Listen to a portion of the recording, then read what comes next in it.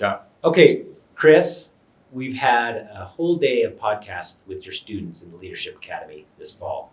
So you've done this twice now. Mm-hmm. Tell me a little bit of the difference between the first year and the second year. Well, we learned a lot as instructors and facilitators of this program. Mostly all good. We learned about some things that we could do a lot better. And I think I was just impressed by the difference in the cohorts. I would say in the first year, we had maybe a little bit wider group, a net of students from across the university. And this was a little more focused in smaller pockets. But I think the professionalism was a lot, maybe stronger in this group. And I think, with us honing in a little bit of the industries and areas that we decided to research, we added education this year. We split up tourism and outdoor recreation because we felt like that was too big of an industry, and then obviously kept manufacturing and energy.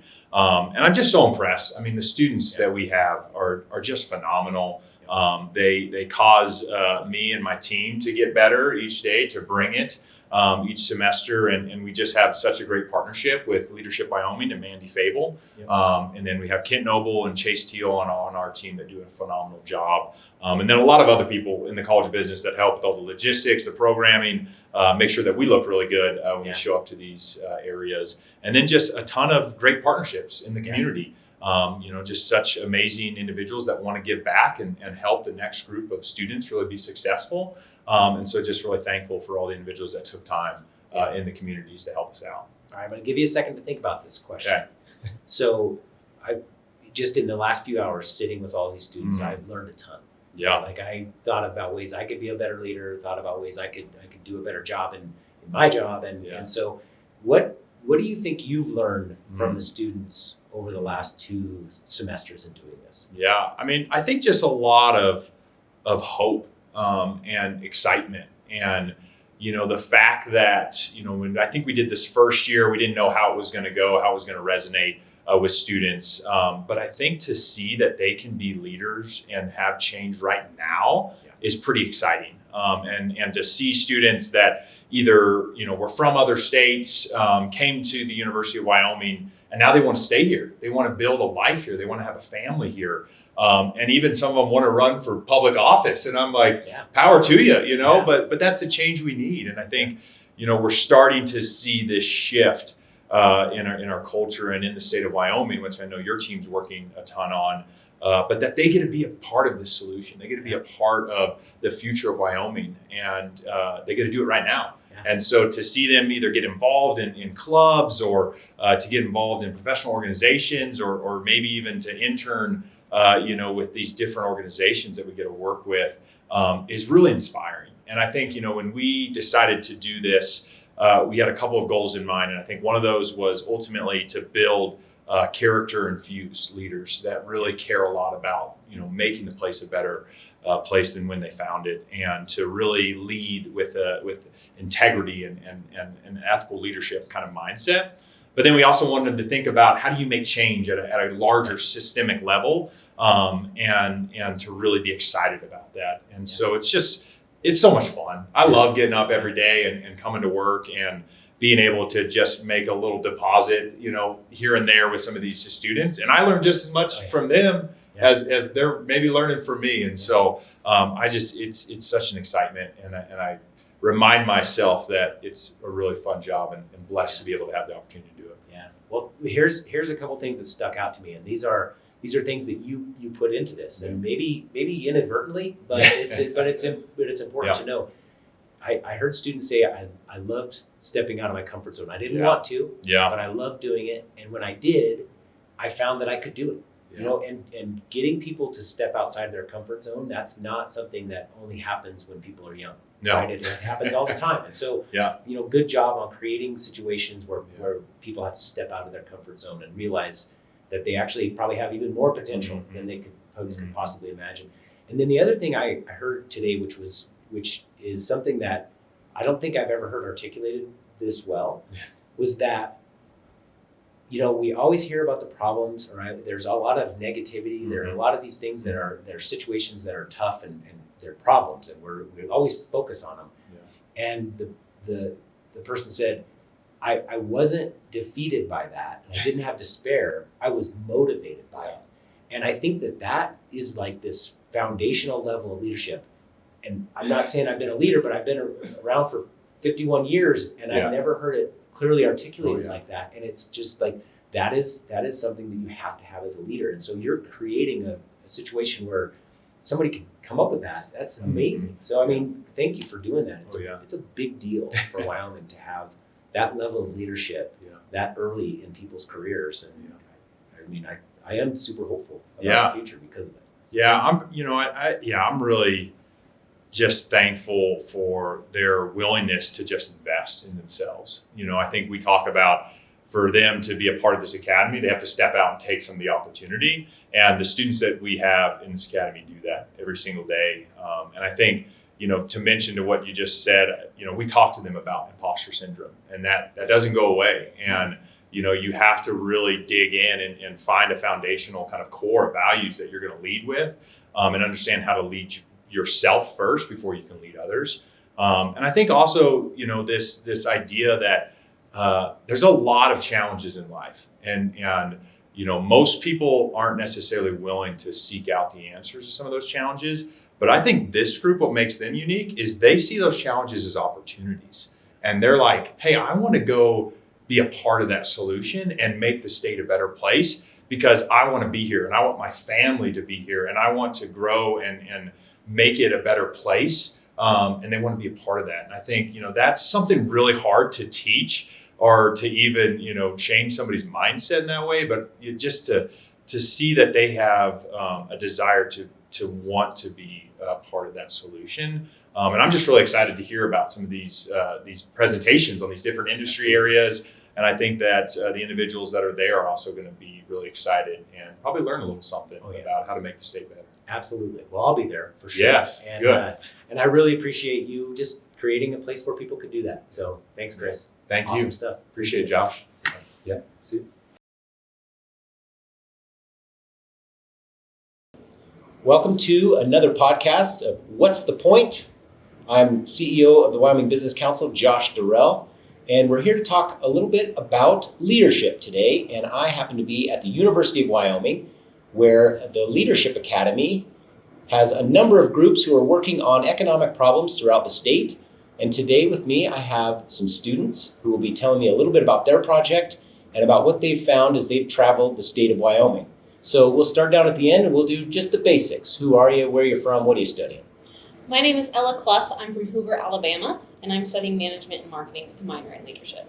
Excellent. Thanks, Ella. I'm Raider Tomlinson. I am from Sheridan, Wyoming, and I'm studying business economics, marketing, and sales.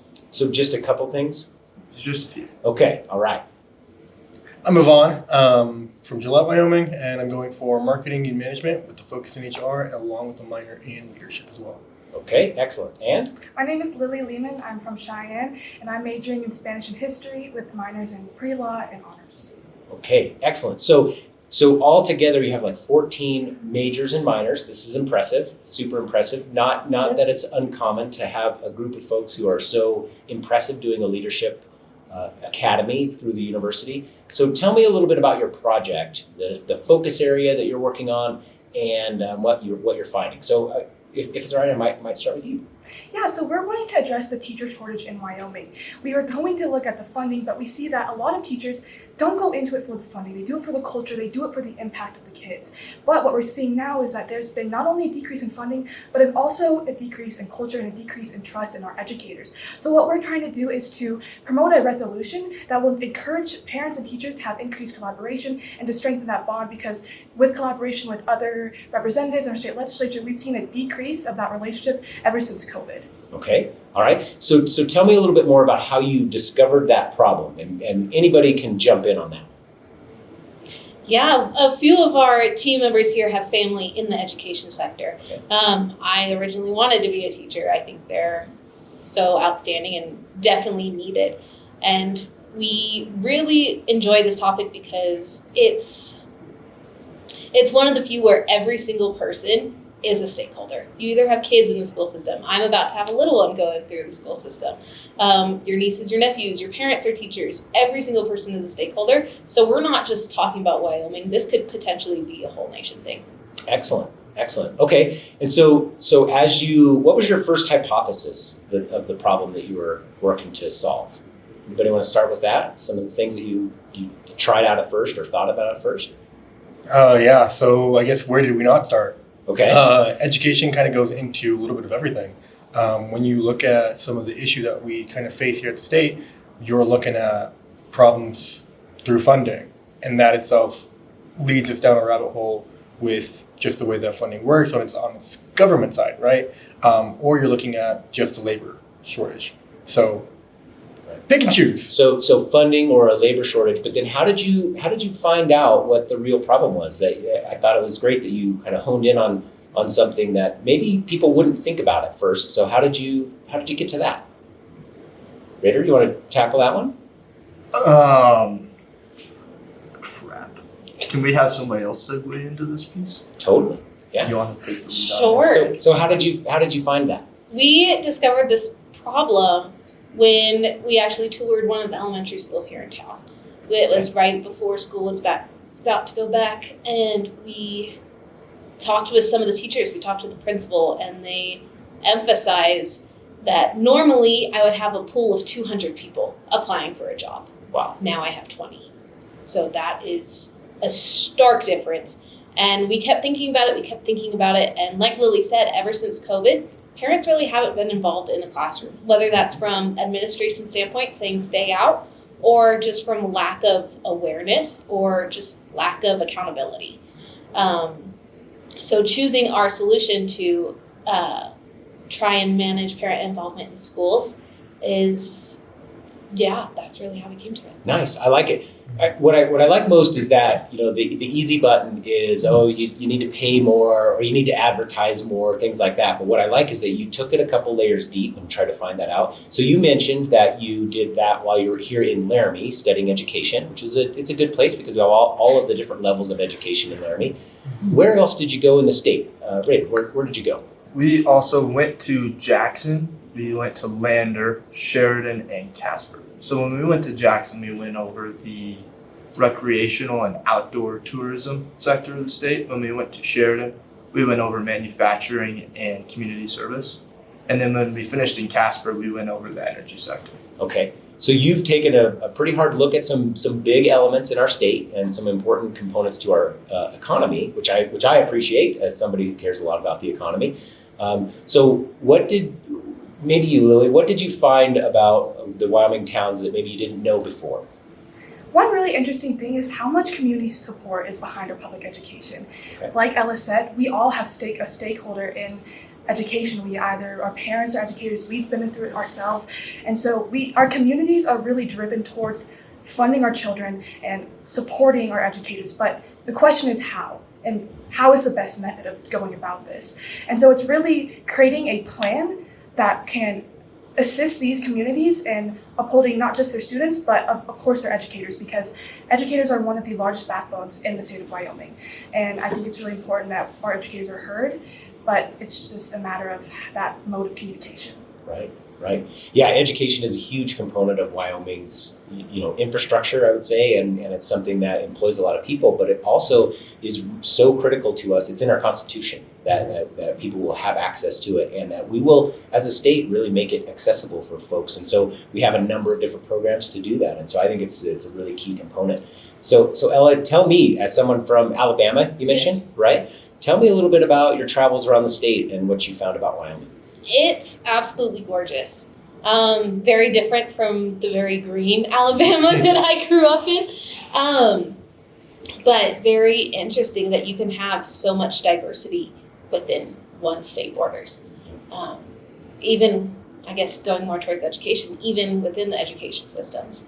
I have a personal stake in this. I was there when Arizona did their Red for Ed walkout a couple years ago during my senior year of high school, and it's stark difference. Whereas Wyoming was once the leaders in education, now we're kind of towards the middle, and we want to be back to being the best.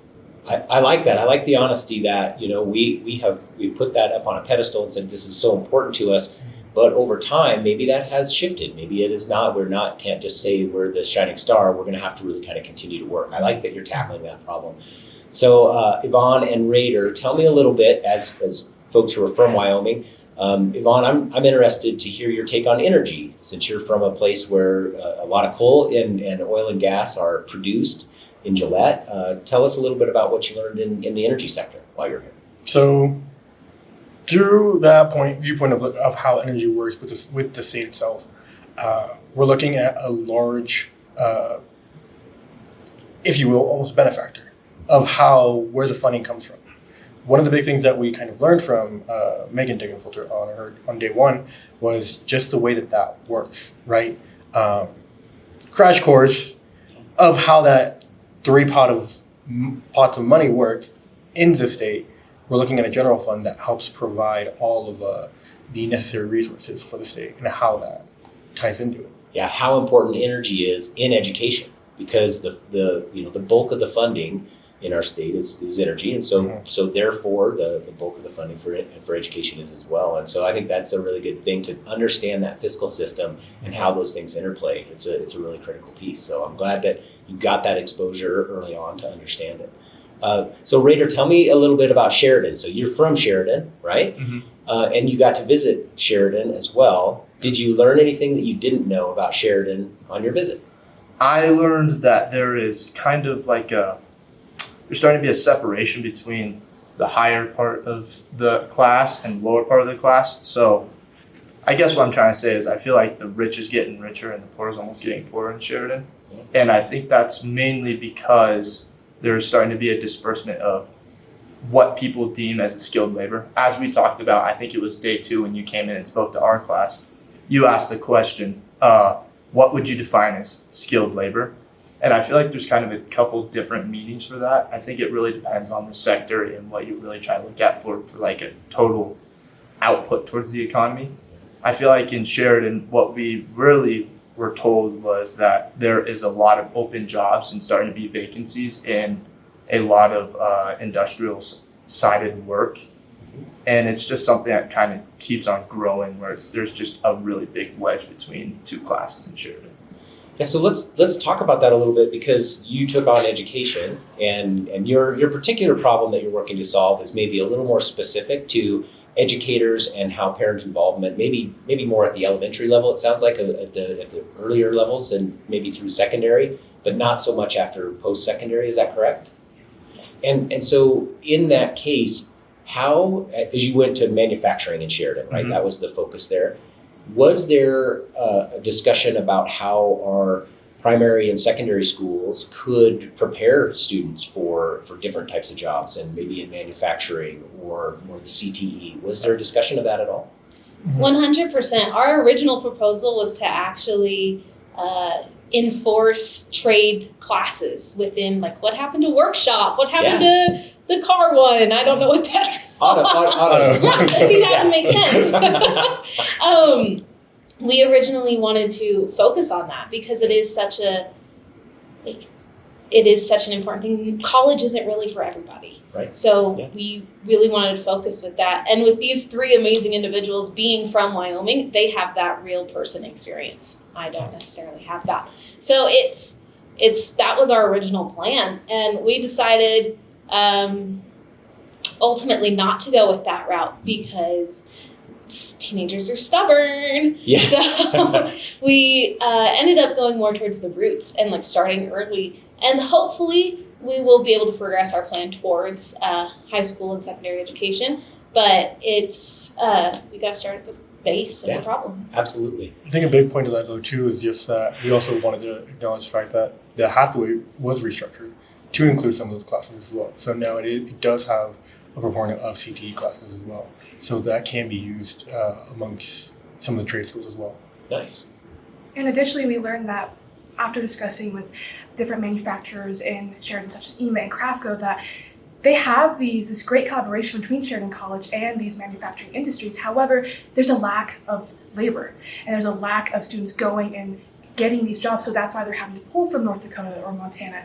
And so by creating pride in our education system from a young age instills this desire to continue to grow their roots in Wyoming and to stay in Wyoming so that they aren't moving out after high school or moving out after college, but wanting to really contribute to this amazing Wyoming economy. Very cool. All right, so I have a few questions less about your project, and I want to maybe take a turn into how has this experience impacted you personally? You went into this probably thinking, hey, it's a leadership academy. I'm going to learn about leadership. What you are probably finding is that you're learning more about yourself, I hope. And so what are you learning about yourself through this experience? And maybe we'll start here with you, Lily. Yeah, I think after collaborating and speaking with all of these different industries and stakeholders that it really developed my personalized style of service-based leadership. All of the amazing representatives that we've spoken to are all about serving Wyoming people and serving Wyoming communities. And that's something that I really resonate with, and it's something that I want to continue to do. And so when looking after graduation and speaking with different nonprofits in Wyoming, I just think it's so amazing that we have such a tight-knit community. And so it's really just driven me professionally and personally to want to go into the service sector. Nice. Yvonne? Yeah, I guess to kind of piggyback on that, to me, being from Wyoming, I guess I've taken for granted how easy it is to get connected and have those connections, right? We have gone across pretty much the whole state and have been able to meet with people that, one, I don't think we realize how easy we have those connections with. Being able to meet with former mayor of Jackson to the gal that now runs the airport there out of Yellowstone. It's just these small connections are so impactful and so well knit between some of the work that's done at the state to even just here at the college. Nice. Good. All right. Great. Kind of piggybacking off of what Yvonne said. Growing up, the last couple of summers, I worked for Casey Osborne, who owns EMIT in Sheridan. And what I've really learned from my experience with the Leadership Academy was I wanted to elevate myself and make myself a better leader with great individuals like these guys, so I could really learn what it truly means to be a good leader and hopefully one day be able to really lead my community. Excellent. Thank you. All right, so Ella, if you piggyback, that is like a super stack. So let's find something different. Is that what you're trying to say? Heck no, let's see if we can do it. Everything that my team has said has been amazing, and it's accurate. Yep. Something that stuck out to me is you're just people. We got to have dinner with the Crago family, and we met with former Mayor Jackson. And in my mind, we put these people up on pedestals, like they're up there. They've succeeded in life. How can I get that? And I had a passion. I wanted to do something good. And that really stuck with me and has affected my schooling. I'm now a better student, I think, with group projects. Hopefully, I don't know, these guys will maybe say I'm too much. But with schooling, with my personal family, I have a 1-year-old son. So it's been a little bit more, I don't want to say more difficult, but definitely more planning to be able to take this class, to find someone to watch my son while my husband's still in school. And it just says, you can do it. Yeah. You can do it. You can do anything. You just have to do the work. You can't cheat the grind, is what one of our speakers taught us. So. Nice. All right, so tell me a little bit about what you see in your futures. And whoever wants to start can start. I love Wyoming. Unfortunately, I'm no longer staying. I'm moving up to Alaska after graduation, which I know. Hopefully one day we can come back, though I want to stay within the university sector, and there's some good connections here that have allowed me to get my foot in the door up there. Awesome. Very good. Recently we had taken a Hogan personality assessment. Right. And I learned that I was a very high person in commerce sector. So apparently I like money. I guess the finance bro might fit that a little bit. But what I've kind of felt as I've gone through this academy was I'm starting to care less about how much money I'm going to make when I'm older, because obviously at the end of the day I want to take care of the family and kids. But I really just want to apply what I've learned into making other people's quality of life better. Nice. There's this quote in comic books that I really like, where it's with great power comes great responsibility.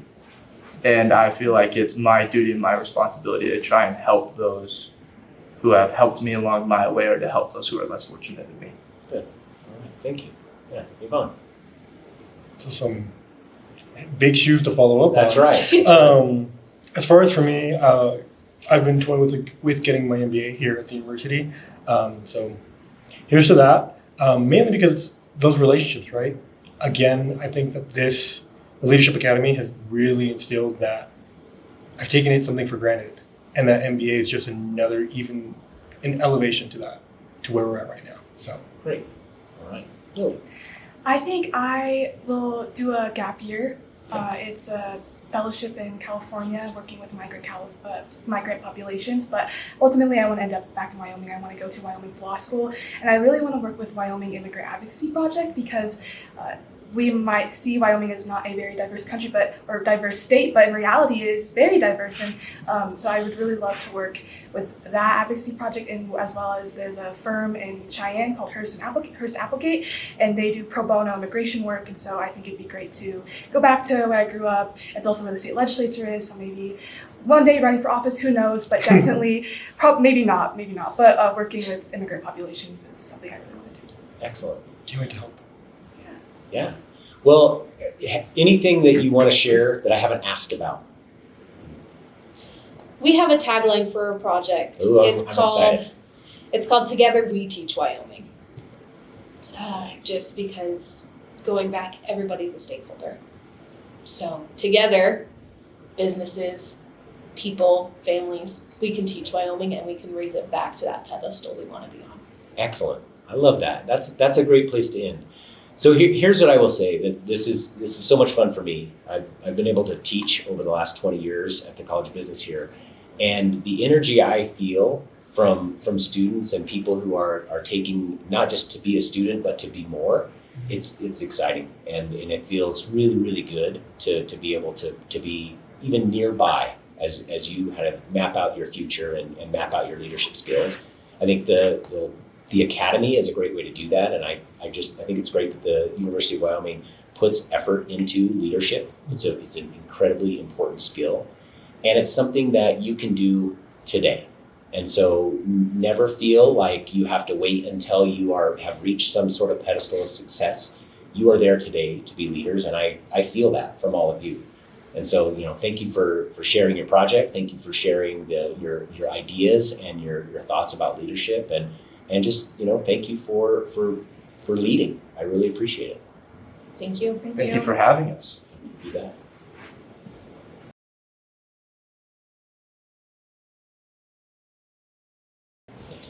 Welcome to What's the Point? A podcast about economic development in Wyoming. My name is Josh Durrell. I'm the CEO of the Wyoming Business Council. And today I have the pleasure of talking with a number of students at the University of Wyoming in their Leadership Academy. And this is pretty exciting because I've been able to teach for a number of years and get the energy from students. And you know what? Today is no different. I can already feel the energy in this room is really good. And I can tell we're going to have a really good conversation. So the Leadership Academy is something that happens across the fall semester.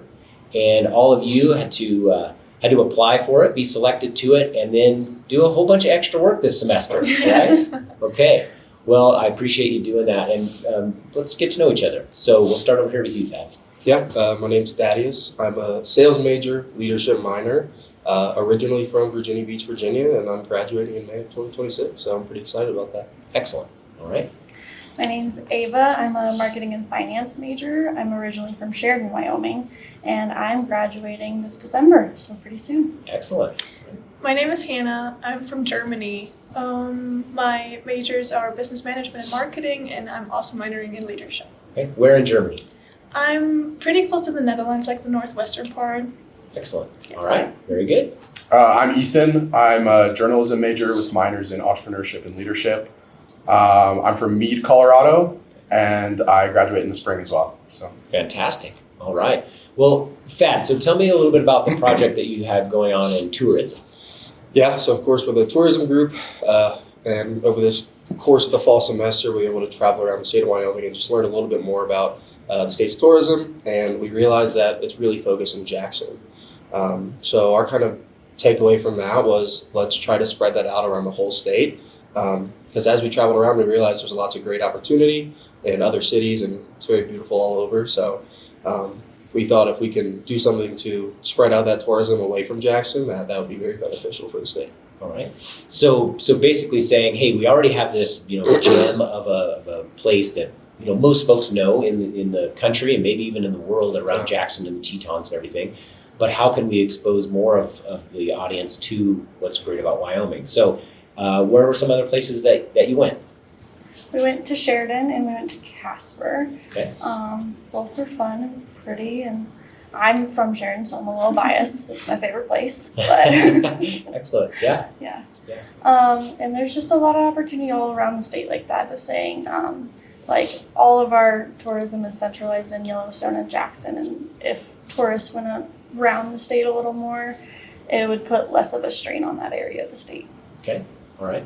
Hannah, so you're from Germany. Yes. So tell me a little bit about, as you traveled the state of Wyoming, what are some things that stuck out to you? That's a good question. So when I first moved to Wyoming, I honestly didn't really know the state existed before. There's also a myth that we don't. Right, yes, exactly. So maybe we don't. And maybe we don't. But so the only thing when I tried to, kind of did my research about the state before moving here, the only thing that people overseas told me was like, oh, isn't that Yellowstone kind of in that direction, which perfectly ties in what we've learned over the past few months was that huge focus on Teton County and, Yellowstone, Jackson, all of that sort of thing. But I've learned over the past few months and just my past few years living here, it's a beautiful state. I love the nature, and I really enjoy that people take such great pride in being from Wyoming, growing up here, working here, and just the ethics around the state, I suppose. Excellent. All right. And Ethan, you're from down south. Yeah. Right. So tell me a little bit, as you traveled Wyoming, what did you learn? Yeah, I remember vividly there was a moment when we were in our group dinners in Jackson Hole, I think it was the first night of the entire class aside from the orientation. And it was just all these people from Wyoming and our hosts just like talking about like the politics in the state, like the economics, all this stuff. And I just had no idea what they were talking about. I was like a fly on the wall at dinner.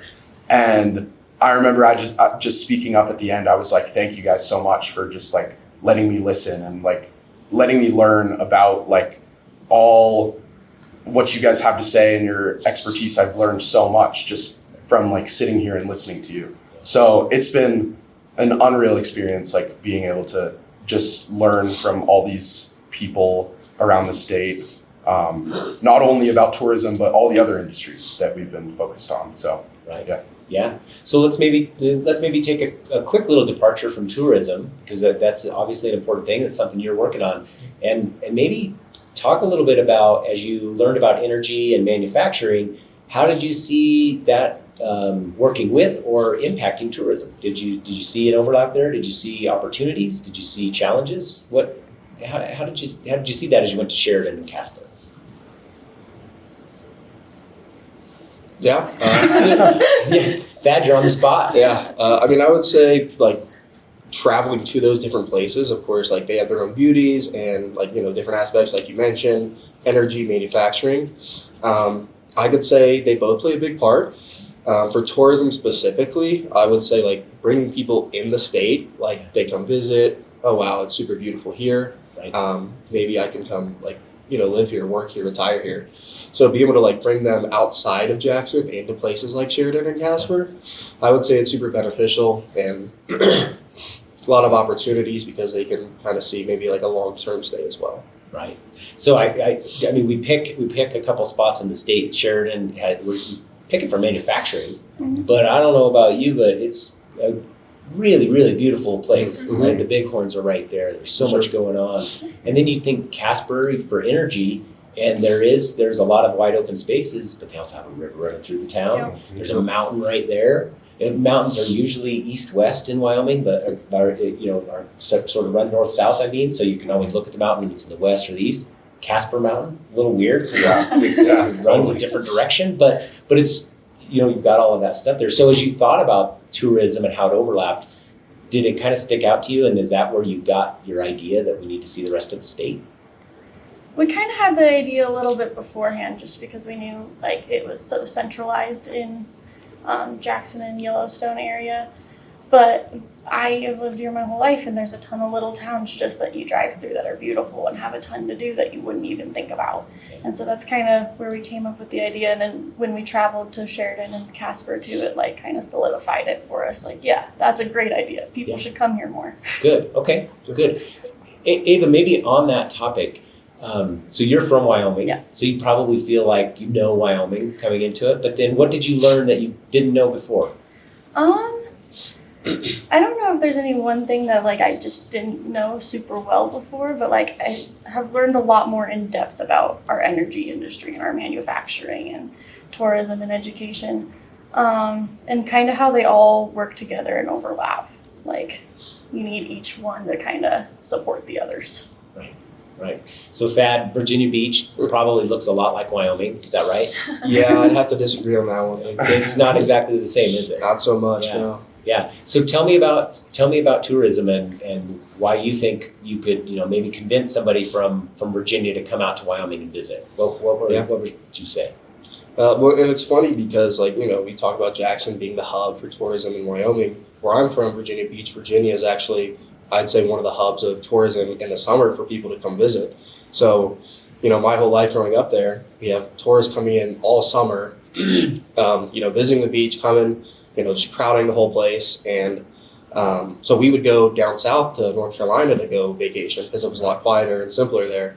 So, I think I took a lot from that, brought it out to Wyoming, and to kind of give people that same pane of glass, like being able to look through it and really get the idea that to move people away from Jackson and other places would be super beneficial, and to bring people from Virginia out would be super cool.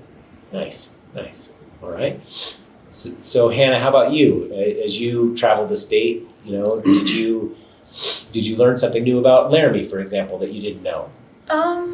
I wouldn't say Laramie specifically. I think that a lot of industries just work a little differently from, where I'm from, especially when we talked about education. I mean, the educational system here in America is so different from what I'm used to. So it was really interesting learning that. And I think another great takeaway was just, we learned all these great leaders from across the state, in different industries, but they all had similar things to say. Like they all showed their appreciation for the state in a similar way, which I thought was really nice, and just kind of how connected they all were. Most of them knew each other, they were asking us about our past trips, and they were like, oh yeah, I know, this and this lady from Sheridan or whatnot, So it was just really nice to see the community, because in Laramie, you sometimes feel a little isolated almost, I suppose, college town, you don't really have a reason to leave that much, but it was just nice to see that they're so connected within the state. Does that make sense? That's great. It makes absolute sense. We feel that for sure. Mm-hmm. Yeah. Ethan, so if you were to go back to that Jackson trip, Mhm. and where you took in all kinds of information and learned a lot, what are some questions that you might ask this time based on that? Yeah, I think one of my main things would be like the not in my backyard mentality. I've been looking into that a lot, like how people here don't want other people to come in, which completely goes against what our industry focus is. Like we want to bring more people in to see this beautiful place. So yeah, I think focusing more on that of why, deeply rooted, getting the reason of why people here don't want people to come in, which I think I found an answer, and that is just the culture of people come here to be isolated and they don't want to talk to people, and that's the reason they come here. But focusing on that a little. Did you find that a lot in your travels? Oh yeah. Yeah? Oh yeah. Yeah. How did it show up? Less so in Jackson, because a lot of the people there are the transports that are coming here. Yeah. But more so in Casper and Sheridan, where people are I'm here to get my work done and raise a family and be, kind of here isolated. So, yeah.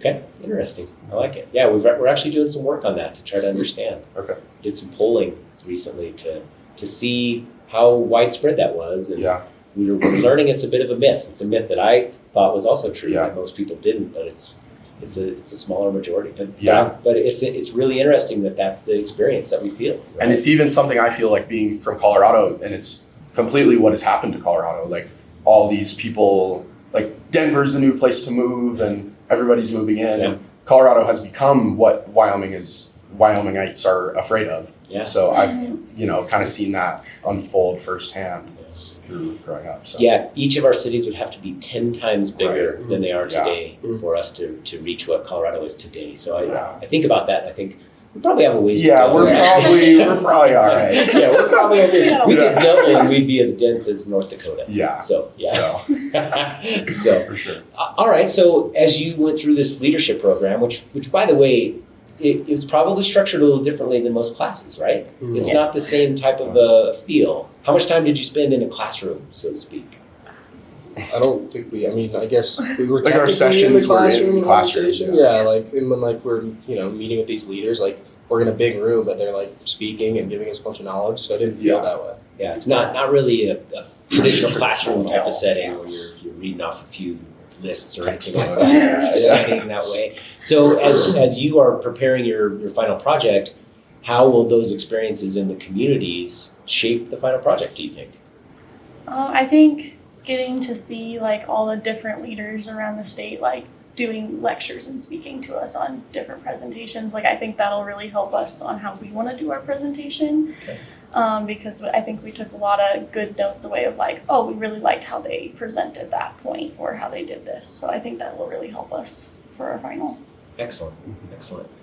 All right, so while you're kind of focused on tourism and looking for solutions and being leaders in that space to try to make a change in a challenge we might experience, tell me, as you've gone through this and learned a little bit about Wyoming, what did you learn about yourself and your own leadership style? Thad, you want to start? Yeah, I would say my takeaway was I love building relationships. I always have. In my current role where I work, that's pretty much all I do is build relationships. And so the takeaway from this was Wyoming as a whole is all based off like relationship-based leadership. So like Hannah mentioned, like everyone knows everyone. So be able to take that away and kind of realize like maybe that's what we need to do. We need to, if we want to do something, if we want to change, we need to reach the leaders of Wyoming. Nice. Very good. Yeah. All right, Ava? Mine's pretty similar to that, but I really liked our Hogan assessments that we did with Mandy each session, and it just showed us a lot about how different we each are. Right. Like, we all have very different leadership styles and values, and like learning how to work together with those kind of leadership styles that are different. Yeah. And so like I don't like speaking up first. I'm not a bold leader. That is. Yeah. And so it was just fun to see that kind of difference between all of us and like learn how to lead different people that are like you. Yeah, learn how to lead different people and also learn where your strengths are, where you can utilize them best, right, in a team setting. So, yeah, very cool. Excellent. Hannah? Moving to the States was obviously a little scary, so I think that this class has really helped me kind of come out of my shell, get a little more out there. The personality test that Ava was talking about definitely helped a lot. I learned a lot about myself, and I think most of us are just kind of in that weird age where we're kind of trying to figure out what to do after college. Life is becoming a little more serious. And I think it's been really great to kind of learn about what are we good at, what do we need to work on, how can we efficiently work with people in the future, whether that be us leading them or us being led by, people who might have a lot of different strengths and focuses than us. So yeah, I think it's been really, really great, a learning experience for sure. Nice. Yeah, Ethan. Yeah, going back to that Hogan personality assessment, I think that was very important for me. Just because I don't know, learning about myself is not really too high on my priority list. I wasn't really in touch with my personality. I kind of just am who I am, and just kind of getting to recognize what my strengths and weaknesses, not necessarily strengths and weaknesses, but where I, what situations I thrive in and what situations I don't. It's been very important to learn that through the Hogan and Mandy Fable showing us that. So yeah, it's been good. Nice. So what surprised you, or what do you think you'll take away most from this whole experience? I mean, just like the simple fact of like learning our state in and out. Like I've been here, this is my senior year, and it's been exponentially I've learned about this state, and I think it's caused me to enjoy it a little more here, which I think is the goal. Good. And you had a slip that I love right there. You said our state, and I love I love that you are now a Wyoming guy. Like when you can get somebody who grew up in Colorado to say our state as Wyoming, that is I love that. Yeah. Thank you for doing that. Yeah, and I appreciate that's you guys. going to make some sort of commercial. I'm sure. I'm sure. Yeah. Yeah. No, that's great. I love Poster child. It is our state, so thank you. Yeah. Yeah. Anna. My biggest takeaway, that's a great question. I want to say that I feel similar to Ethan. It's just being able to feel more connected to the state and the people here. I knew, so little about the state and its people. My exchange year was in Wright, Wyoming, so a super small town, right? So moving to Laramie was super fun, hearing a little more diversification. Not everybody who lives in Wyoming is the same, but we all care about it. We all, have the same end goal, if that makes sense. So I guess just feeling so connected to the people and being able to kind of understand more about the industries, but also where do people want Wyoming to go in the future. Yeah. I think that's been really great. Nice. Yeah.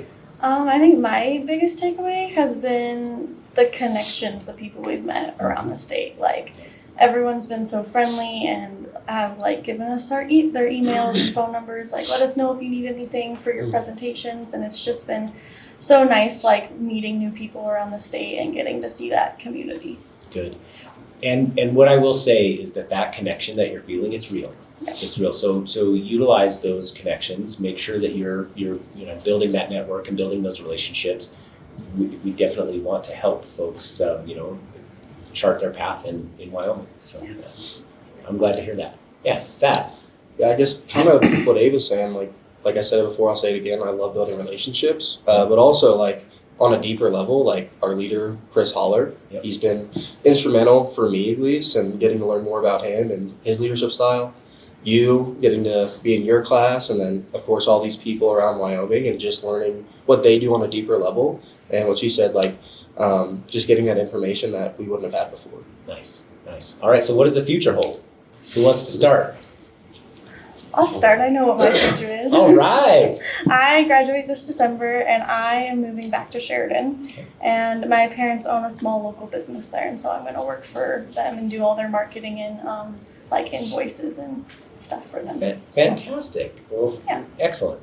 Very good. All right, who's next? Looking at me. Okay. You got it. Well, I've been in sales for a few years now, so I'll probably continue that. I got a few options. One back home, one in Denver. I could potentially stay in Wyoming. So issue is not really what job, but where that job is. So yeah. Okay. Yeah.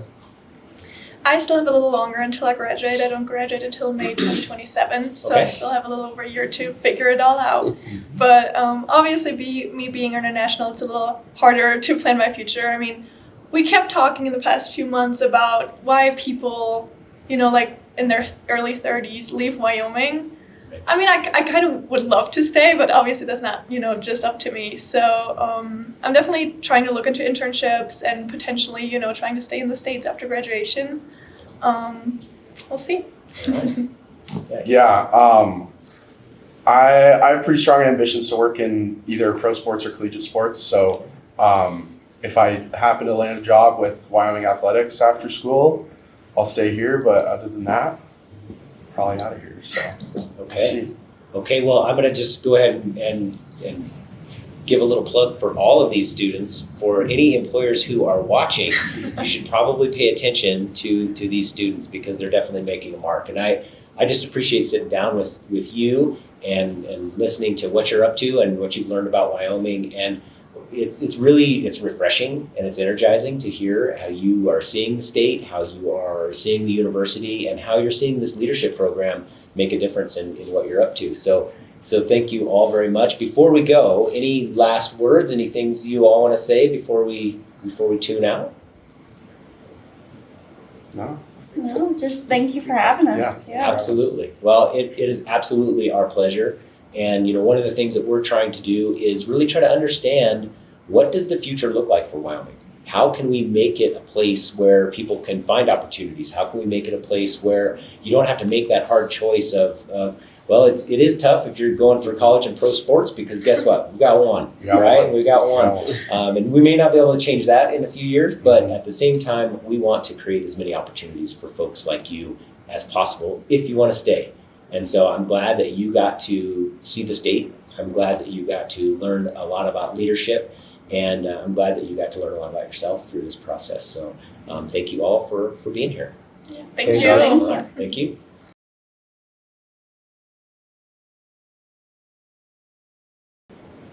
Hello, and welcome to another What's the Point? My name is Josh Durrell. I'm the CEO of the Wyoming Business Council. And today we are talking with a group of students who are in the University of Wyoming Leadership Academy. And today I have with me Carmela, Skylin, and Colin. How are y'all today? Doing good, Josh. Good. Doing good? All right. Well, here's what's cool about this group. So over the course of this semester, this group has gone all over the state. They've learned about leadership. They've learned about themselves. They've learned about Wyoming's industries. And your industry, Carmela, is outdoor rec that you're taking a look at. Can you tell me a little bit about your project?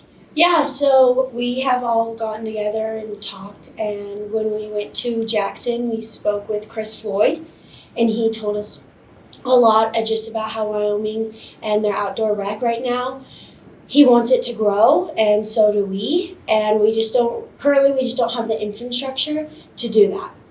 And we think there's a lot of great ideas that we could implement to grow the infrastructure so people can enjoy Wyoming's outdoor rec better.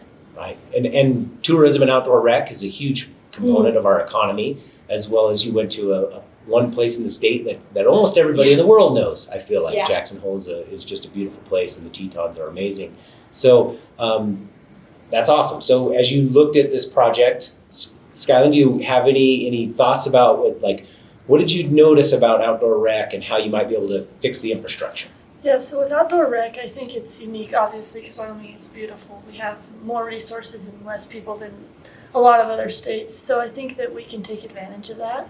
And like Carmela spoke on, the infrastructure is going to be a big, it is a big barrier. There's infrastructure in Jackson, but still, even the lines to go into the Tetons when we were there we waited forever. So I think maybe shifting into some funding is obviously that's a rabbit hole that all of our industries are struggling with. So I think that, more infrastructure, kind of bringing more people into Wyoming, which is obviously breaking we spoke with some people in Casper that said that we should probably not let anybody in, but he knows he's in the wrong for that. So I think that just kind of breaking that barrier, but obviously conservation is also plays big into the outdoor rec in Wyoming, because it is beautiful. We don't want people to I wouldn't say ruin it, but maybe tramp it down. So I think a good balance is what we're kind of in the look for. Okay. All right. So, and maybe Colin, you could talk a little bit about this. I think you bring up a really good point. We want to make sure we take advantage of those opportunities, but at the same time, making sure that those opportunities are available in the future. And so that means balancing that infrastructure with conservation, and how do we do the right amount, right? Okay, Colin, did you, as you kind of thought about outdoor rec, are there things that jumped out at you? Yeah, 100%. I think when we're talking about outdoor recreation as a whole and how we can build infrastructure, but at the same time keep it the way it is, because that's the Wyoming way, right? People who live here don't want it to change. Giving a little insight from where I came from, I came from Colorado. Okay. Growing up there, it was a very different place than the way it is now. And coming to Wyoming and wanting to stay here once I graduate, I want to keep Wyoming the same way it is, but at the same time, the economy needs to grow, right? And that's the chicken and the egg dilemma that we've talked about multiple times. So when it comes to outdoor recreation, we have a few different ideas we've been bouncing off. One of those ideas is expanding into outdoor sports during the winter. Okay. Right? Yeah. Because specifically, I don't know about you, but during the winter in Wyoming, there's not much to do. especially here in Laramie, not much to do, right? And so for us, we've been wanting to expand into skiing, snowmobiling, and partnerships with certain companies and entities from even like Colorado that can come up here and bring their events here. Like one example that I like to use is like in Jackson Hole, you have the Snow King snowmobile event they do where they all race up the mountain. Like that's something that we could do here in the Medicine Bow Mountains as well, because there's a perfect opportunity for events like that to happen, but no one's capitalizing on it. And so that's just one of the examples that we have of how we think we can help build this infrastructure. Nice. So you're sort of taking a combination of outdoor rec that you might do as an individual and tourism and trying to maybe do something like that. Is that something that came out of your learning over the course of the semester? Yeah, and I do think like when we were in Jackson, like we did learn about a lot about tourism as well. And in Jackson it's so overcrowded, and I think Wyoming just doesn't have like the information out there that there's so many other beautiful places that you can visit. So I think that's kind of like our target as well, showing that like there's other places to go and do outdoor like recreation. Right. And you mentioned that there are a whole lot of other places. So there's another group working on tourism in your leadership academy, and their whole premise is that we need to expose the rest of this state to the world so we can kind of take advantage of all of that. And so that's a cool thing that both of you are seeing that similarly. Yeah, that there's a nice little overlap there. You might be able to take some of their presentation materials. I don't know. Right. Can help you out. Nice. So Skyland, when you went around the state, what was your favorite place? That's interesting because I'm from Wyoming. Okay, Bottom where are you of the from? state. I'm from Baggs, Wyoming. So I've been Right here on. and there. I'm from Rollins. Small Right world, on. same place basically, Yeah, right? that's right. So like I maybe been to Sheridan as a kid, but I thought that what Sheridan's done with the manufacturing and like I forget what they call it, the business park. Mhm. I think that is really interesting, and I think that's a really good thing for Wyoming.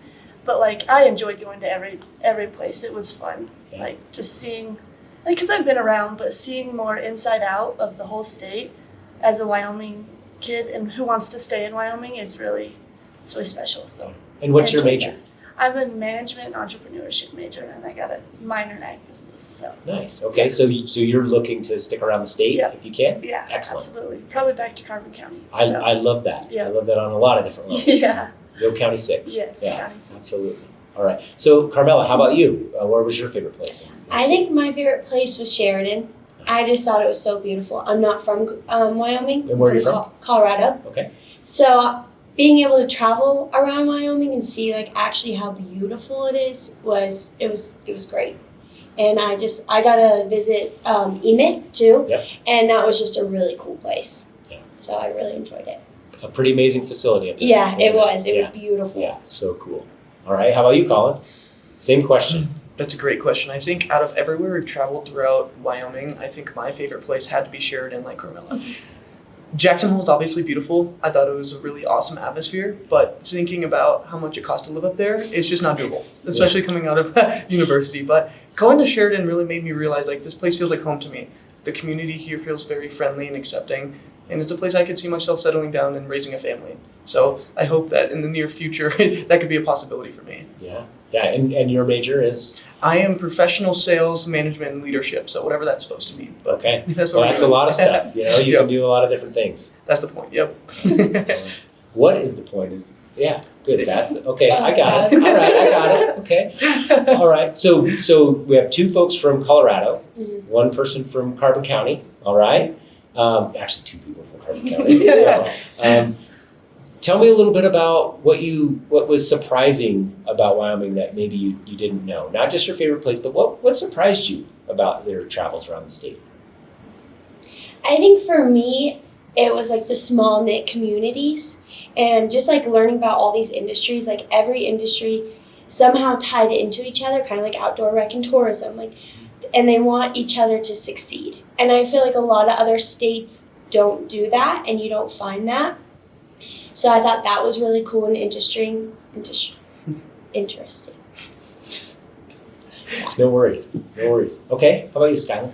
I think, like I mentioned before, just kind of seeing how Wyoming works from the day we were in here in August, and we were all fresh meeting each other, and it was we were kind of just like, not necessarily what are we doing here, but what the heck is this?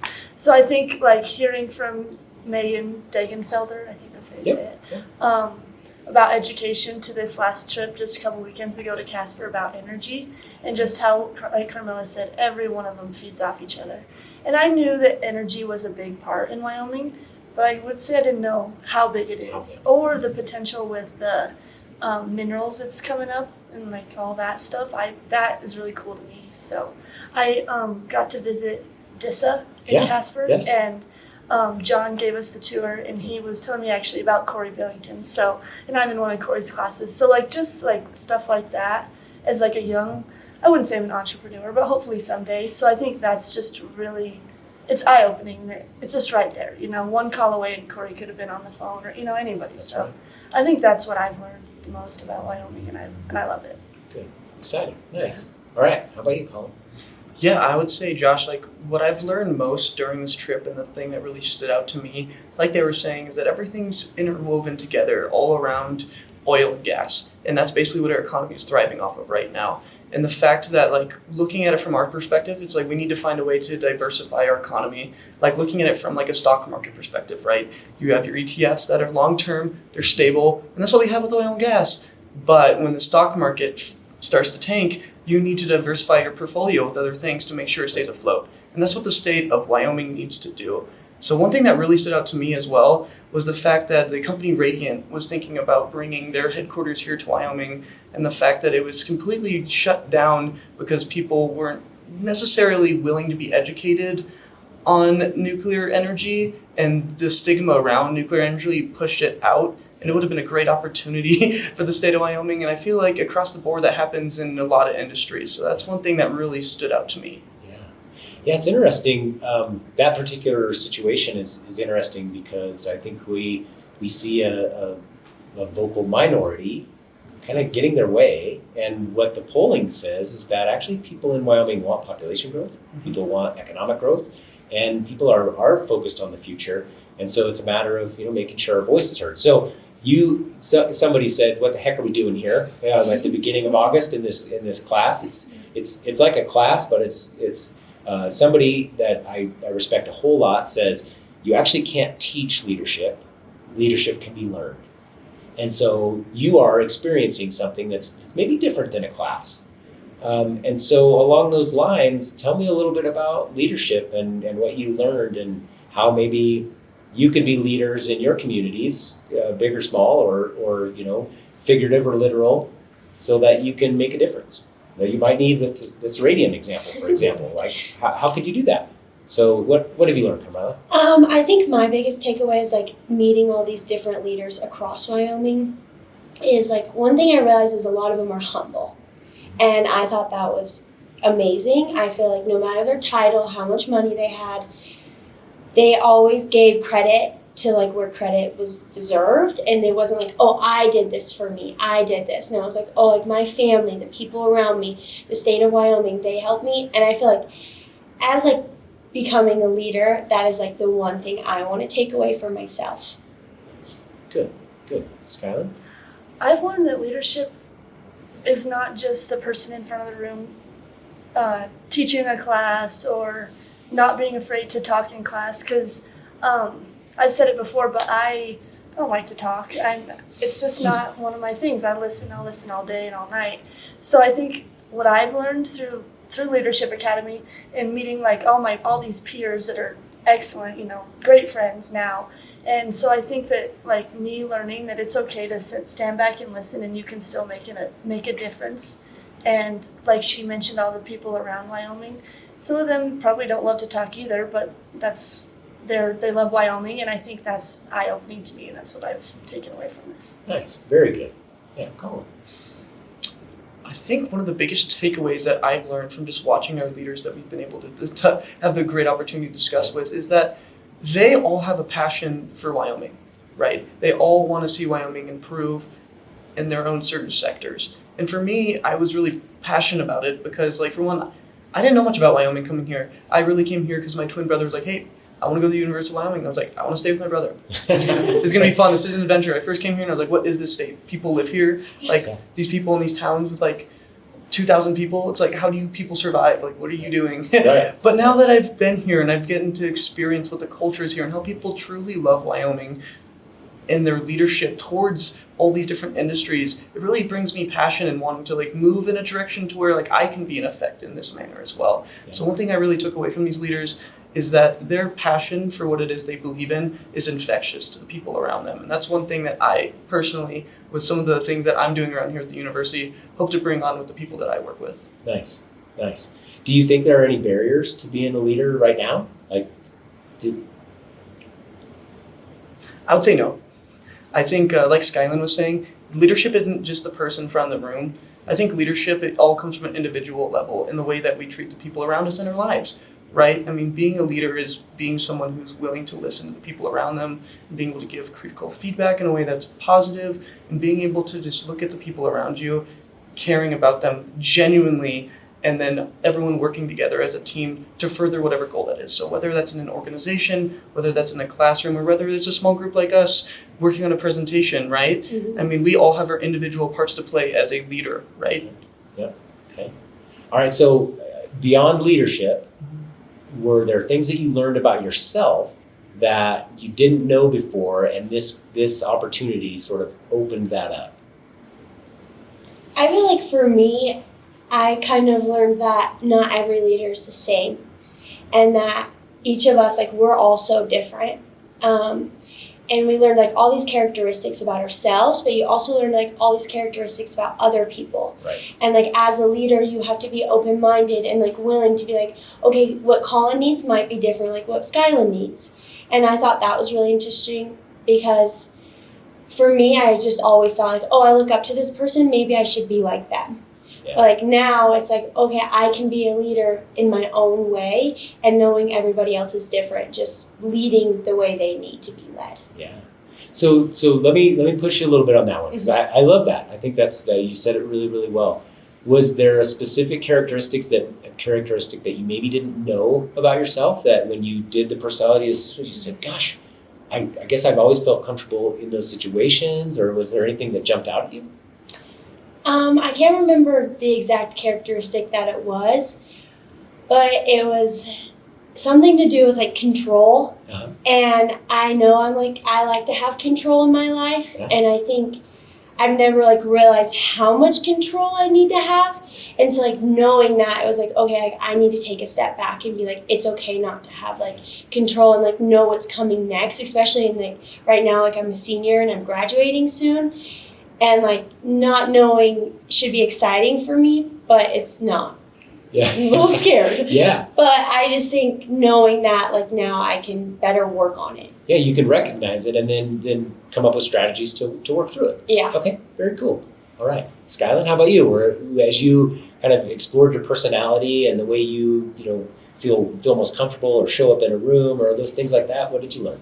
Right, so I kind of touched on it before, but when I came into this classroom in August, I was like, I felt out of place. Because I'm like I mentioned too, I'm not one to stand up in front of class and wrap off a 10-minute presentation and smile about it. I'm probably going to go leak a tear or two in the bathroom. So it's just like that. I've learned a lot that it's okay. And like now, us three, we text all the time on our little group chat, all the other groups. It's a lot, I don't know, I would say a friendship. Like, I show up now and I'm like, yeah, hey guys, hey Chris, how's it going? And I talk, which is more than enough for me. And then like something like this, really out of my comfort zone, and I'm not gonna lie, I'm not having the worst time. So I think that like just pushing myself and knowing that in the moment, I know like I feel like something's gonna happen, but after I'm like, wow, I worked through that, and I think that is for me, because I'm going to graduate next December, so I've got a little bit of time. I've got not a clue what I'm going to do with life. So I think, I've got some things, but I think that's what I've learned, that it's okay to step out, and then you're going to live through it. And that's grown me a lot since August. That's fantastic. Well, you are incredibly articulate, and you're doing a great job. And the fact that you're having fun with this, I love it. I love it. Very cool. Thank you. All right, how about you, Colin? What did you learn about you? I think what I learned most about myself through this experience was the exact opposite of Skyline. Like, I am very extroverted. Like, I am that person who could stand up in front of a classroom for 10 minutes and just start rambling and smile about it because I love public speaking for whatever reason. It's a weird quirk I have. But through this experience of taking the Hogan assessment, one thing I learned about myself specifically is I'm very colorful. And when I go into a small group especially, like, I want to take up all the room. I want to take up all the attention.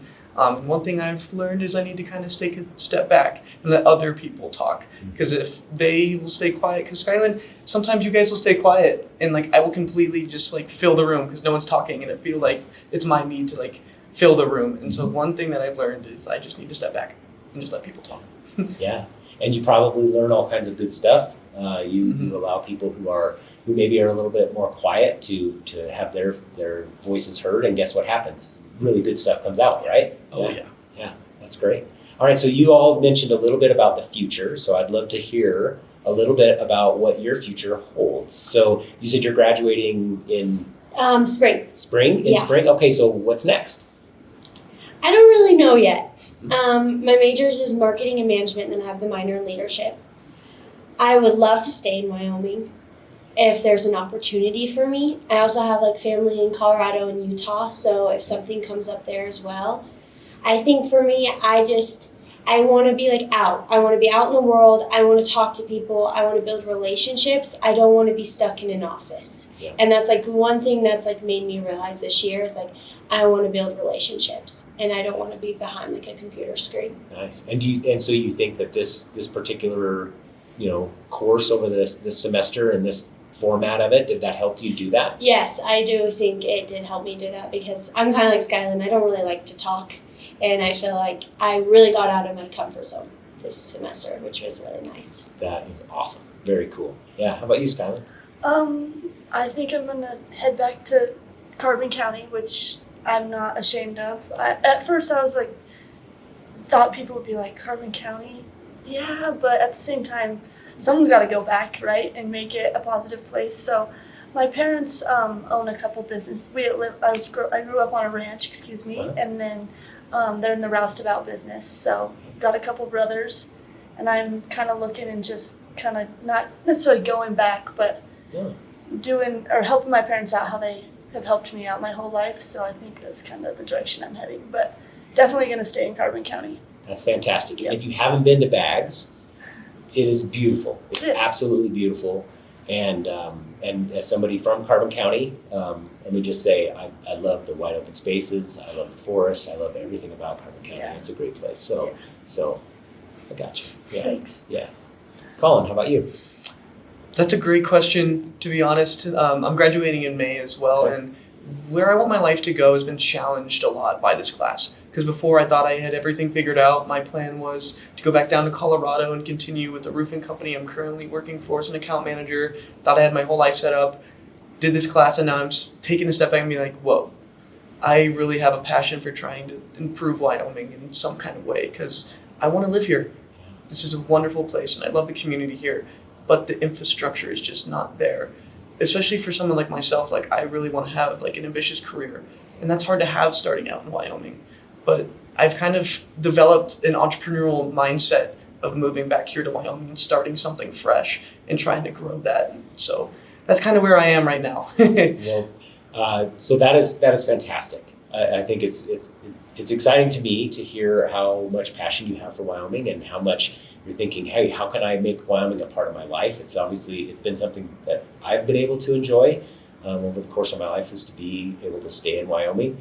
And I think you're all talking about things that we all deal with, and we don't just deal with them when we're in, kind of like leaving college. We deal with them our entire lives. So don't feel alone in that way. I mean, I'm doing the same thing, right? Like, what is next, and how can I make Wyoming a part of my life? So don't feel that that's a decision that once you make it, it's over. It's going to continue on, and I'm just excited that this class sort of challenged you in ways that made you uncomfortable and challenged your thoughts and maybe changed you in a way that you hadn't expected. That's pretty exciting. Well, I guess before we go, is there anything that you want to add? Any thoughts that you want to kick around? I would just say that to anybody that maybe was in a position before me, like I went to class, I'm a good student, whatever. But reaching or stepping out of your comfort zone is going to make a world of difference. And I've learned that only this semester. So I think knowing that and knowing that not only the university has your back, but Wyoming has your back, I think it brings a lot of comfort to you. Like, come to class and be like, yeah, they're in the same boat probably. I think that's something for people younger than me that they should take advice on. Well, I don't know about the rest of you, but I think we got to drop the mic right there. That was fantastic. So well done. Thank you all. It was great to get to know all of you. I know that the people that are watching this podcast are probably thinking to myself, how do I find these folks so that I can recruit them and hire them for my organization? Because you really are great examples of what the future holds for Wyoming. And I just appreciate the time with you today. So thank you all very much. Yeah, Thank you. Josh. Yeah.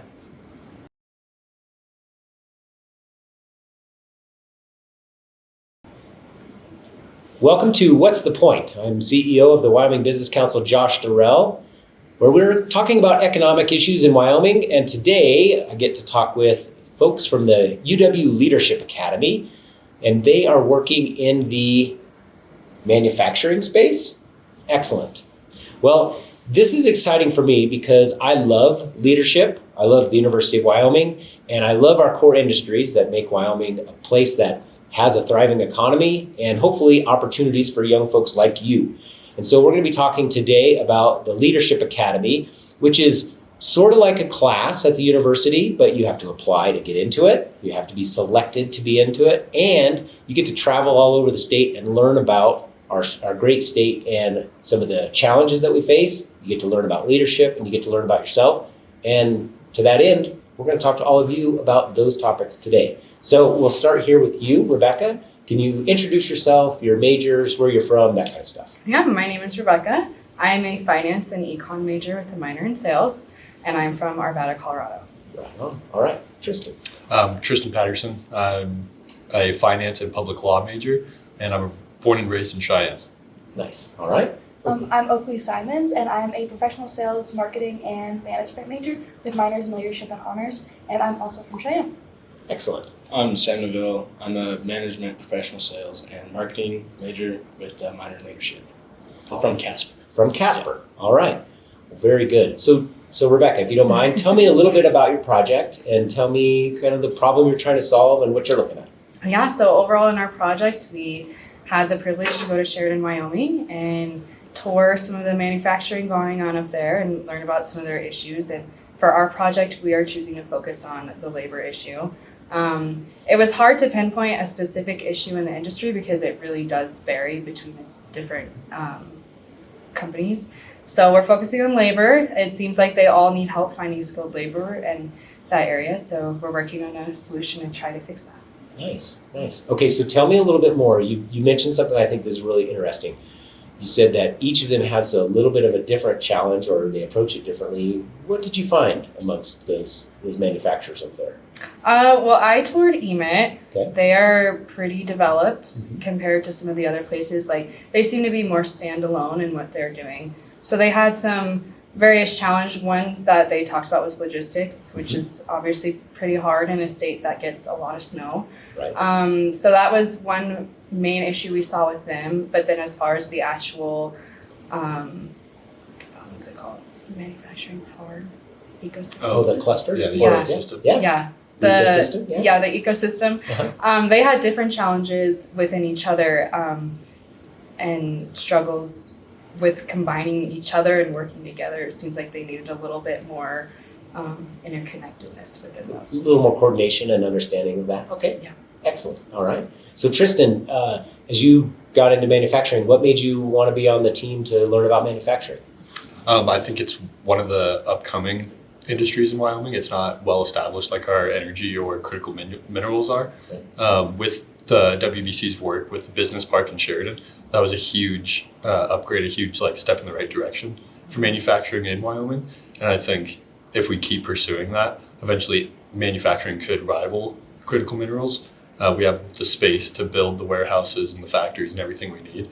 And we also have the schools to teach people that those manufacturing companies need, the welders, the sheet metal workers, stuff like that. We're training these workers that they need.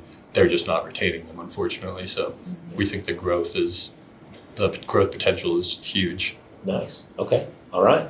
And Oakley, how about you? Yeah. So I think overall manufacturing kind of ties into a lot of things in Wyoming, whether some of us like it or not, it's growing. And so we need to kind of make room for that. We need to be able to produce more houses or more, even everything we tie into, either oil drilling and everything like that. We're manufacturing those pieces. And so everything kind of ties together through manufacturing. And I think it's just kind of the secret web that kind of spread around. Nice. Okay, cool. All right, Sam. Sorry. That's okay. I don't know. I think we're a very energy dependent state. Yeah. Which is good because it's a lot of money, but yeah, it's also smart to diversify. Yeah. Instead of just putting all your eggs in one basket. Is that the? For sure. Yeah, absolutely. Absolutely. So you're from Casper, right? Yeah. And so you also got to go to Casper. And did you learn anything new about your town or did you know everything that was going on in Casper? Yeah, kind of. it's Casper. So. Yeah, you've been around? Yeah. How about Sheridan? How did you like Sheridan? Sheridan was cool. It was really cool that they're investing a lot into manufacturing and really enticing a lot of companies to move to Sheridan, which was good. Yeah, absolutely. Yeah, bringing those new industries in and new companies in brings in some new people, some new challenges, right? But workforce is a challenge. So as you look at your project, what are some things that you're learning and what are some things that you think you might try out as ways to solve the workforce problem? Well, as for things our proposed solution is some sort of scholarship that retains workers, requires work in return for the scholarship. With the Hathaway 2.0 kind of being discussed in the legislature and with the WBA's work in the Workforce Initiative partnership, they're already trying to make steps in that direction. We think it just needs to be perfected a little bit and really promote staying in Wyoming. Obviously, a lot of the constituents of the state don't want it to grow. They don't want population to go up, especially if that population is coming from out of state. I think they'd be way more inclined to allow the state to grow if they're born and raised in Wyoming because they share the culture, share the values. So that's how we kind of want to balance that growth with keeping Wyoming. Yeah.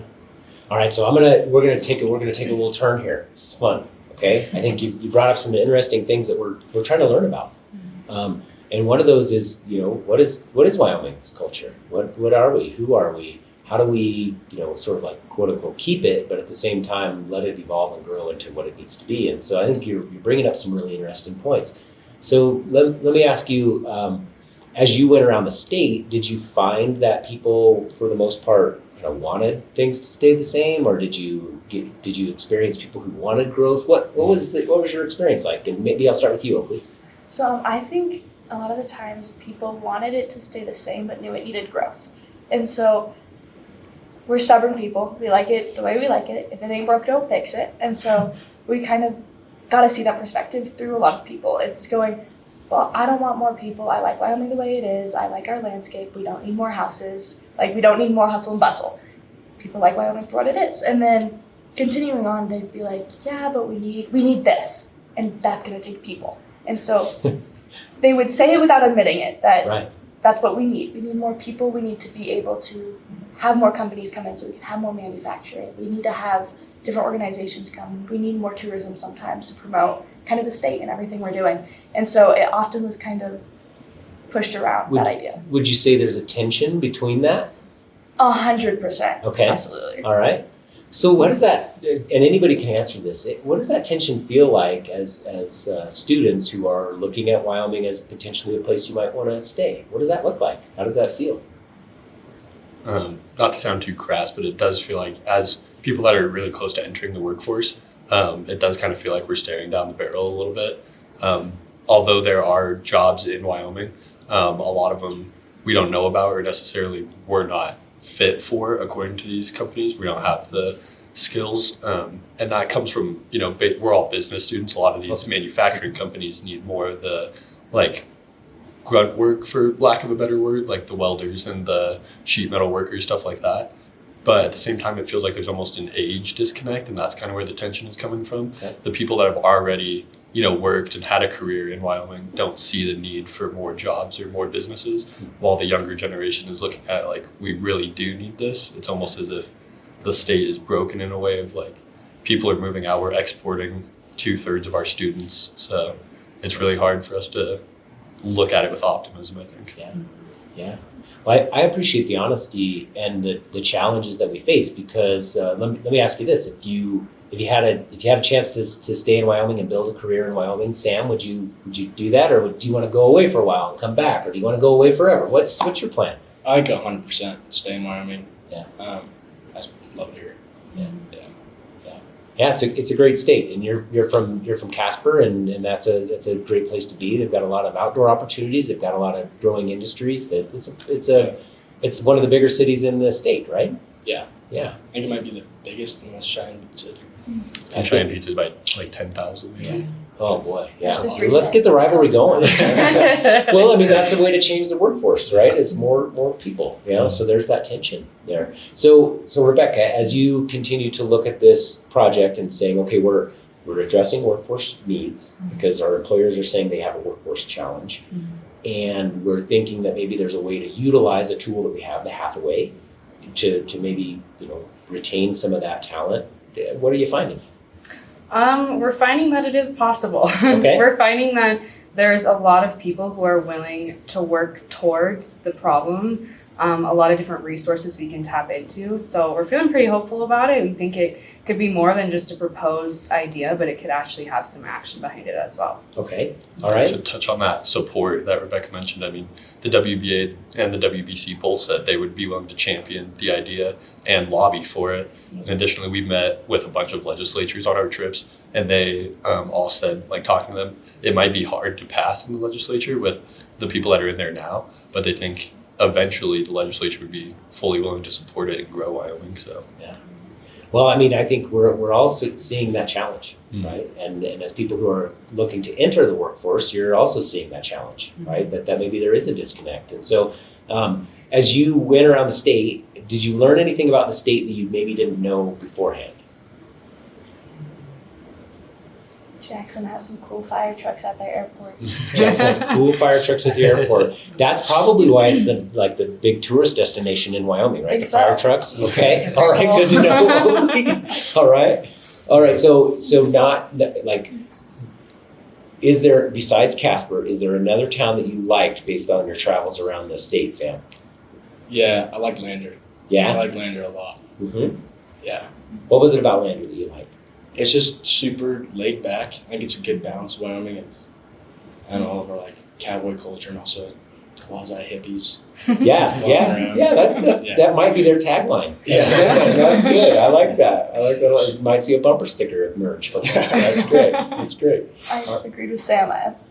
Everybody I've talked to kind of afterwards, I've just been like, oh my gosh, I loved Lander. Because I'd never been before. Like, I've kind of been around just through high school events and just going around, but I'd never been to Lander. It was incredible. Just kind of the environment they kind of have going in like the community. It's just so fascinating to see. I really loved it. Nice. Tristan? I mean, Lander was amazing. I think the potential for growth there too is insane, especially for tourism, how close they are to all the mountains and all the outdoor rec they have. Right. I don't know if it's very well known in the state, honestly, how really great Lander is just because it's so small. But apart from Lander, Sheridan also has great potential. I think that was probably one of the best places to go. It's right in that balance where it's not quite a Cheyenne or a Casper in size, but it's still retaining that like cowboy Wyoming culture, but it still has that potential to grow. So, I mean, I really enjoyed Sheridan. Right. Yeah. How about you, Rebecca? Kind of what Tristan said, I really liked Sheridan. I hadn't been before, so I wasn't really sure what it was going to be like. And then once I was there, it's gorgeous, obviously. And then just the community they have there is really incredible. It's just, everybody there just seems to just love Wyoming, and it was really inspiring to me. Nice. Yeah. Yeah, there's definitely a feeling of pride in Wyoming, I bet, that you got. You got to meet a lot of different leaders from around the state. So what are some things you picked up along the way? One thing that really stood out to me was that everybody wants a leader. People right now want leadership. You just have to be willing to take the risk. And it was really reassuring to me the way that they talked about our generation, and it made me want to step up a little bit more. It's like people will follow you, you just have to be willing to do it. Okay. What does that look like? For me right now, I think coming up with our ideas is one of the best things we can do. We need to just be creative and come up with solutions and bring them to people who will listen. Nice. Good. Very good. Tristan? I think apart from all the business cards I tried to take from these people, one of the biggest things I learned from them is how important relationships are in Wyoming, especially when you're in leadership positions. It feels like everybody in leadership positions, no matter where they are around the state, knows the other people in leadership positions. You could be in Jackson, you know everybody in Cheyenne that are kind of working towards the same goal. I think they also taught us a lot that, just because we're young and coming into the workforce, they still care highly about what we think and how we see the state going. I think that was a really refreshing change of pace. Growing up in Wyoming, it kind of felt like, the adults don't really care about what the children are looking for. They don't know what they're doing. So it was just a nice change of face there. It was a myth that you'd created, right? Yeah. Like in your mind, you thought, oh, these folks are leaders, and I'm just a kid. And yeah, it turns out that's not true. Exactly. Right. Good. I'm glad that happened. Yeah. Oakley, how about you? Yeah, so I think just overall we got to meet with a bunch of individuals who went through the Leadership Wyoming program and kind of through that. And I think it's something we talk about a lot, but it really got to highlight the difference we see between a manager and a boss and a leader. And so we got to meet so many people, whether they were CEOs in legislature or just in different positions around the state. And it just got to highlight how they were willing to listen to their people and kind of sometimes put their own opinions aside and put down what they think because it's not what majority wants. And we got to see a lot of just selfless action through story and just through, because sometimes employees talking like, oh, they're great, and kind of hearing that and being able to see that real leaders aren't necessarily somebody who's saying, oh, I need you to come here 9 to 5, whatever. It was people who were willing to put in work, effort, sometimes not paid, they're just putting in work because they know what needs to happen and they're willing to put that forth. And that was incredible to see from such inspirational people. I want to talk a little bit about that, the difference between managing and leading. Yeah. Tell me a little bit more about that. Yeah, so I think kind of the main thing there is it takes somebody it's people who want power versus people who get it. And so I think people who want power are trying to climb the ladder because they want people under them. They want to be the big boss. They want to make the big bucks, right? Who doesn't? And then people who kind of got put in there, whether it's friends being like, you have to run for legislature. You would be so perfect for that. And kind of people who were asked to apply for the job position that opened up and kind of move up that ladder. And a lot of them were kind of resistant to it at first, is what I kind of saw. Is they were like, oh, I don't know if I'm a good fit. I don't know if I can do that. But I got encouragement from so-and-so, and I decided to take that risk, and I took a chance on myself, and I got it, and it's been great, and da-da-da, and they kind of share that experience. But I think that's the main kind of crossover I see between all those individuals. Nice. Okay. So Sam, when do you graduate from college? Next fall. Next fall. And what's your plan? Yeah. What's your plan? I think I'm going to attend law school later. Nice. Yeah. Nice. What kind of law do you want to do? I would love to do environmental law. Okay. There's not a lot of money in that, so I'll probably just end up doing personal injury. Yeah. Maybe you can do a little bit of both. Yeah. Right on. Do you want to stick around Wyoming? Yeah, I'd love to. Yeah. Would you go back home, or is there somewhere else you'd go in the state? I'd probably move back to Casper. Yeah. Yeah, for a little bit. Yeah. Casper's a great town. I think people say it's changed a lot. It's changed a lot over the last few years, and it's really kind of a different feel. So that's cool. All right. How about the rest of you? What's next? Well, I'm graduating in the spring and kind of up in the air about what I want to do, but I know I want to stay in Wyoming. Okay. Good. Tristan? I'm on the same path as Sam, pretty much graduating in the spring and then law school here next year. I also plan to stay in the state. I want to do corporate law though, business law, stuff like that. And also after the trips we've taken, all the people we've met, I think a lot of what they've said is a lot rides on the legislature. They have a lot of power in changing and growing the state. And I think, people like Rosie Berger and Barry Crago have inspired me for sure, and I think a few others in Leadership Academy to run for legislature eventually. So that's a piece of the plan, hopefully after law school as well. Very cool. Oakley?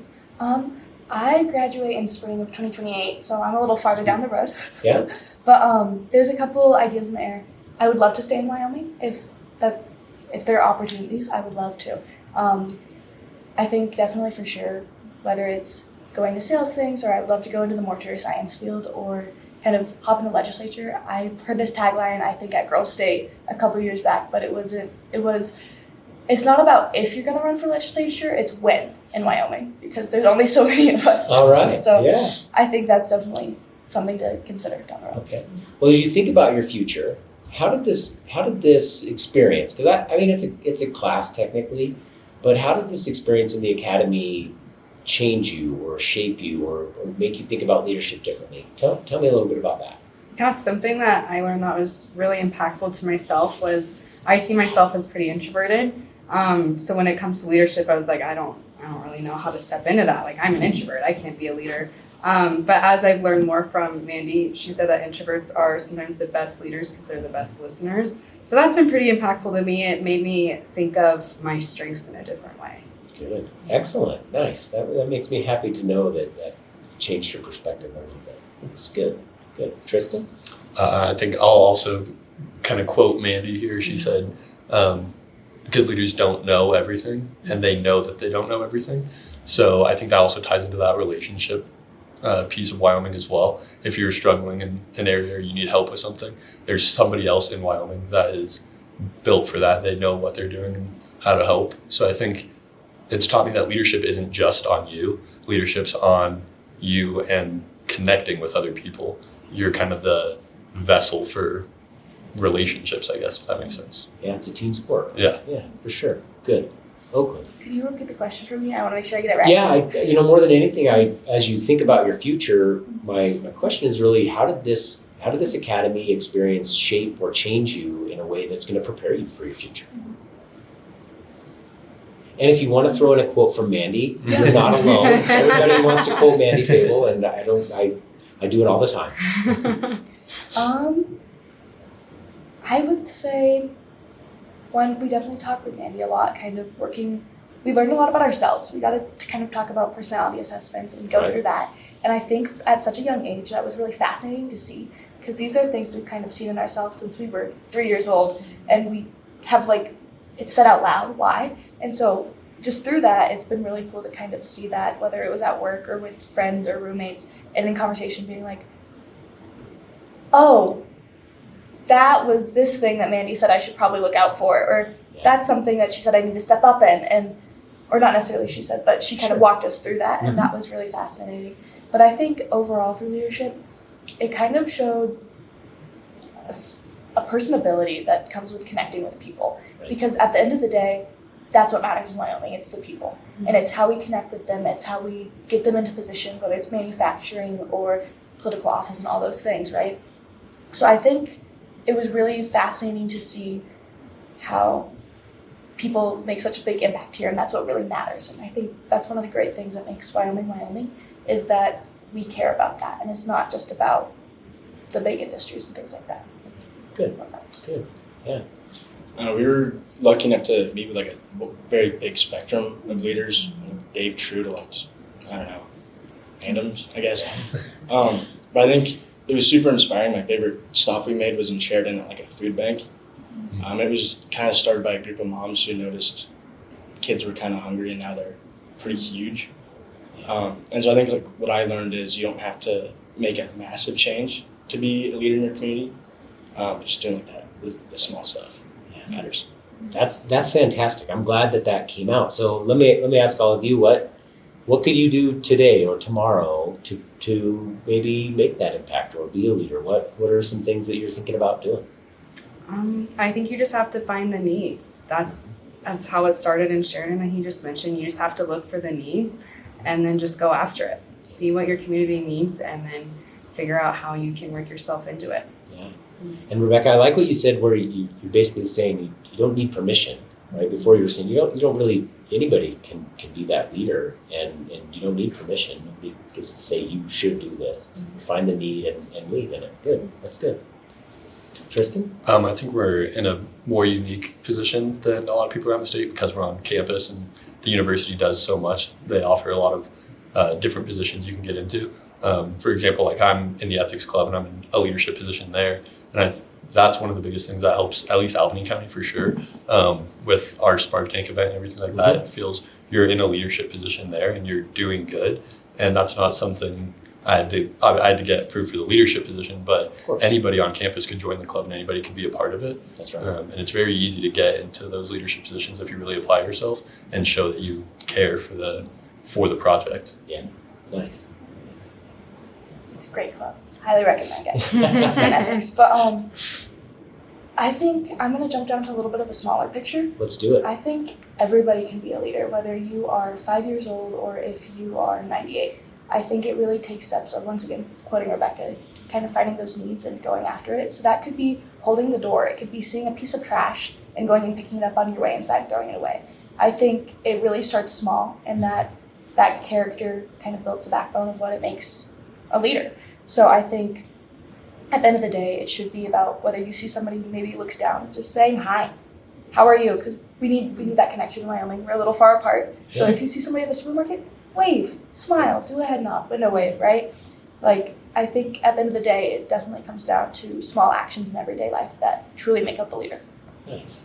I'm going to basically copy your answer, but say a little cornier. I like it. I think one thing you can do today is just go make a new friend. Smile, wave.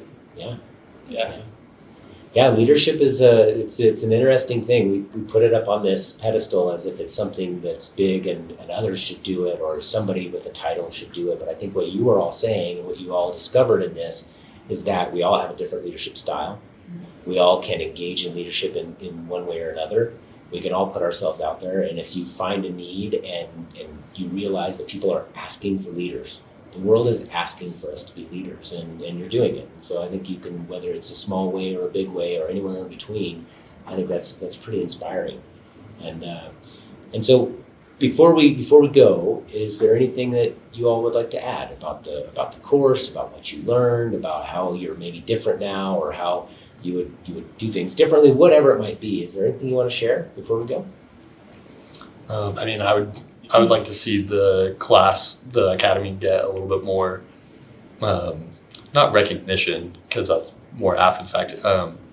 Like before, I want more people to know about the academy, so more people can apply. Because I think it really truly is a great experience, especially if you want to stay in Wyoming afterwards.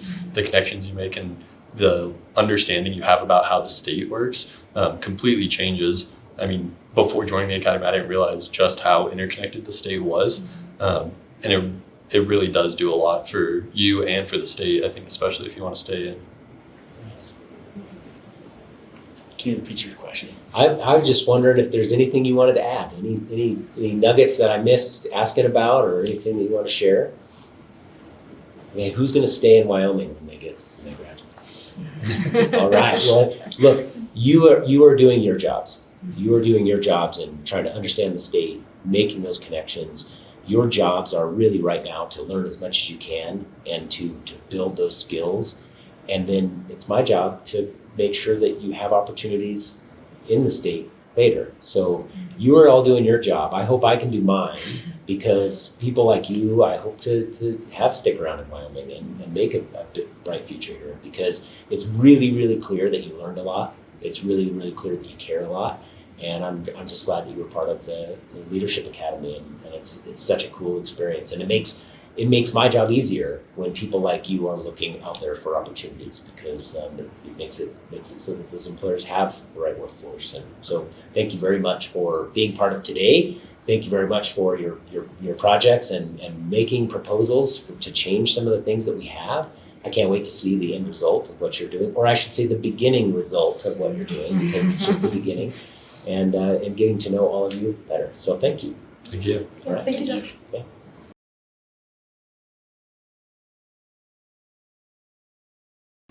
Welcome to What's the Point, a podcast about economic development in Wyoming. I'm your host, Josh Durrell, the CEO of the Wyoming Business Council. And I'm lucky enough today to talk to a number of students in the UW Leadership Academy, which is a course at the College of Business. And here today, I'm talking with a few folks who are working in the energy space on problems in the energy landscape in Wyoming and what you're proposing to do about it. So if you don't mind, maybe we'll just do some quick intros and then we'll go from there. Sound good? I'm Lily. I'm currently a junior at the University of Wyoming. I'm studying political science and agricultural communications. I'm super excited to be in the Leadership Academy. It's been a fantastic year, just in life in general, but also at the Leadership Academy this fall. I'm super excited for my future and what lies ahead, and the University of Wyoming has been great. I'm from Buffalo, Wyoming, and I grew up ranching outside of KC, so I'm not too far from home, but I love it in Laramie. Great. All right. My name is Colton Harmson. I'm a junior here at UW this year as well, and I'm majoring in energy resource management. I grew up in Casper, so I've just been surrounded with the energy space kind of my whole life and really gotten into that. So I feel right at home in this group. Nice. And yeah, just being in the Leadership Academy so far has been an excellent experience. It's exceeded my expectations. Good. Great. I'm Sarah Drury. I got my undergraduate degree here in 24, and I'm wrapping up grad school as a venture MBA student currently.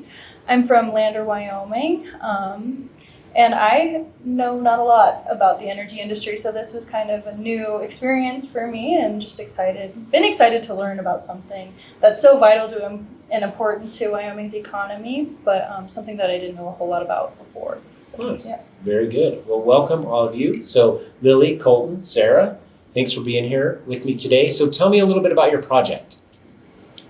So our project, we were tasked with kind of reviewing the energy industry in Wyoming, and then we're going to come up with a problem, or we're tasked with coming up with a problem and a solution that we think Wyoming faces.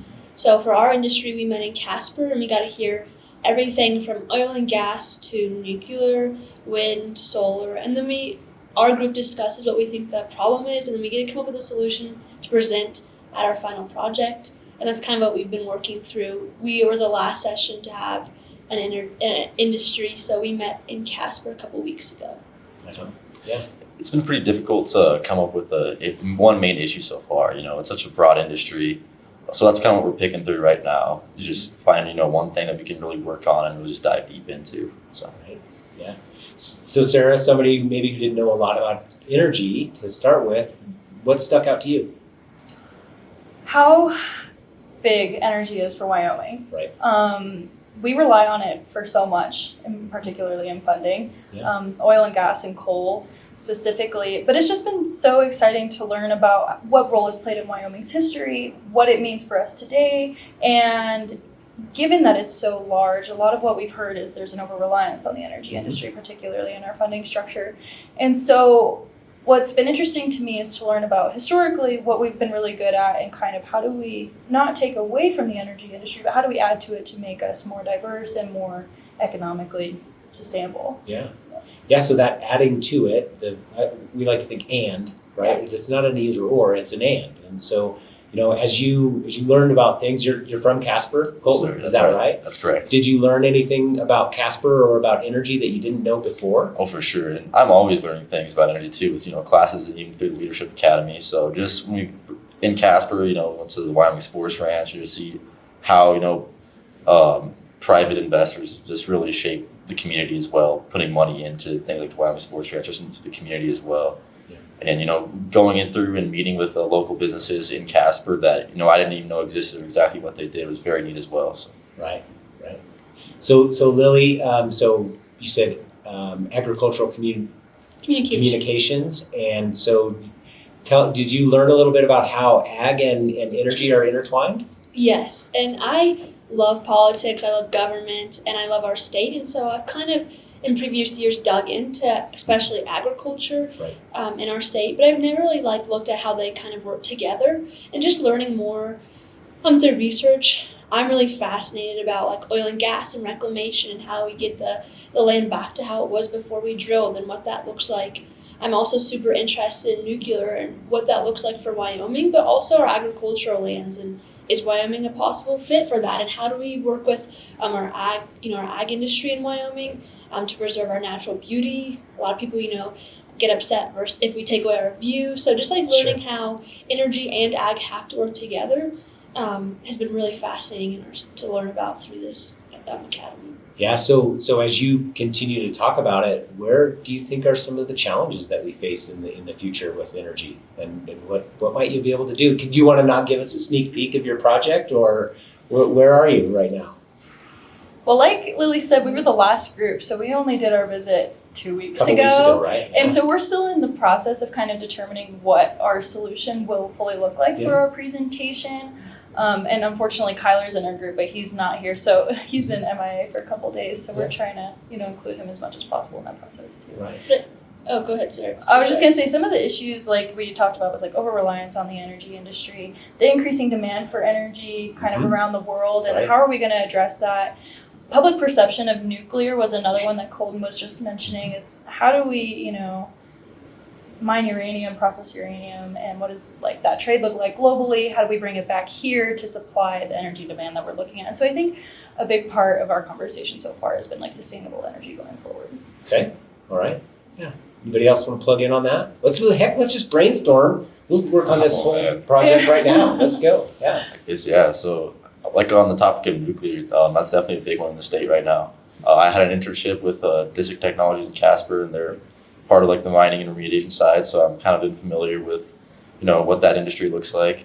Recently, there's been some big news up in Casper with Radiant, all the public backlash about that, and they've chosen to move that project to Tennessee, and I feel like that's a pretty unfortunate situation for Wyoming as a whole. So I definitely think that that could be one of the issues we could dive deeper into, just, maybe campaigning for further public education and nuclear energy. So right. Yeah. Lily, how about you? I just want to say, I think first of all, one thing I want to mention is that the coolest part about this experience to me is that all four of us, and Kyler's not here, especially the three of us, we all went to the same energy tours, but we all see so many different solutions for Wyoming. And I think that is so cool. And I think that's what Wyoming should be about, is that all four of us have different solutions and problems that we think are really important, and how do we work together and collaborate to decide what's best for the state. And I also think that in this project, I am really fascinated with government, and so I think the idea of us being able to come up with a real life solution, that should be our goal, is how do we come up with a solution that we could give to somebody to implement and make real change. And that's really cool. I am a big proponent, I think, of the nuclear energy, but just kind of working with, is that really will that have the biggest impact right now? Looking forward, what I'm really fascinated with as well is social climate, and understanding that even if Wyoming is still really big on oil and gas and we support that, doesn't mean always the industries that will use oil and gas will stick with oil and gas. And so making sure that we don't rely heavily on one industry, and in addition, what industry next is going to fund our school systems, and that's a huge thing. Right now we don't have money to build a new school, and I think in the future. And so how do we come up with new ways to kind of transform maybe the tax bracket situation, but just coming up with cool ways to solve problems. Right. So we should just keep going on this, because I think this is a really, as you said, you're still in that problem forming, time where you're saying, okay, what is a challenge? What is the challenge we want to work on? So you've said a few things here. You talked about public policy. How do we recognize that there are some policy challenges we have? Maybe there's something around public perception and the way that a particular project went down in the Natrona County area.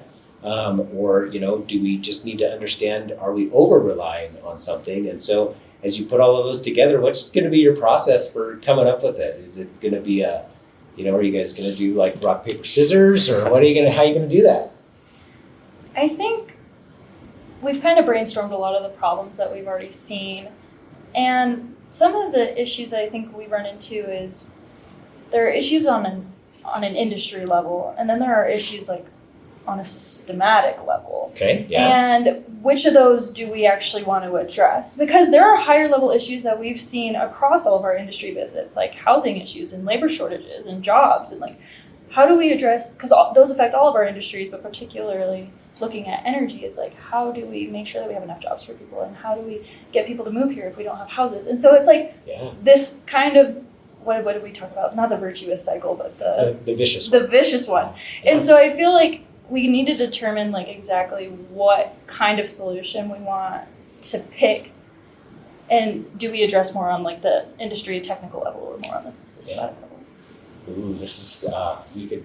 How long could you guys stick around? Because I think we can talk about this whole idea of the systems change that might need to happen versus the individuals. So let me throw something out there. You can take it or leave it. But let me just say that the experience you're having right now in leadership and with this particular academy, it's definitely opening the right questions in your mind. And so, just like in this podcast, you can't get it wrong. Okay? So the thing that you want to keep working on is solve a problem and get better at solving problems. So at some point, don't feel bad that you picked the wrong problem. The right one will emerge, but just keep working on it. So this is fantastic. So okay, so you got to spend some time in Casper, but you also got to spend time other places in the state. So tell me a little bit about that. And whoever wants to start can. Man, I guess I'll start then. So definitely we traveled all across the state, seeing not just energy, but all the other types of industries as well. And one thing I guess I really took away from it is how often they tie in together.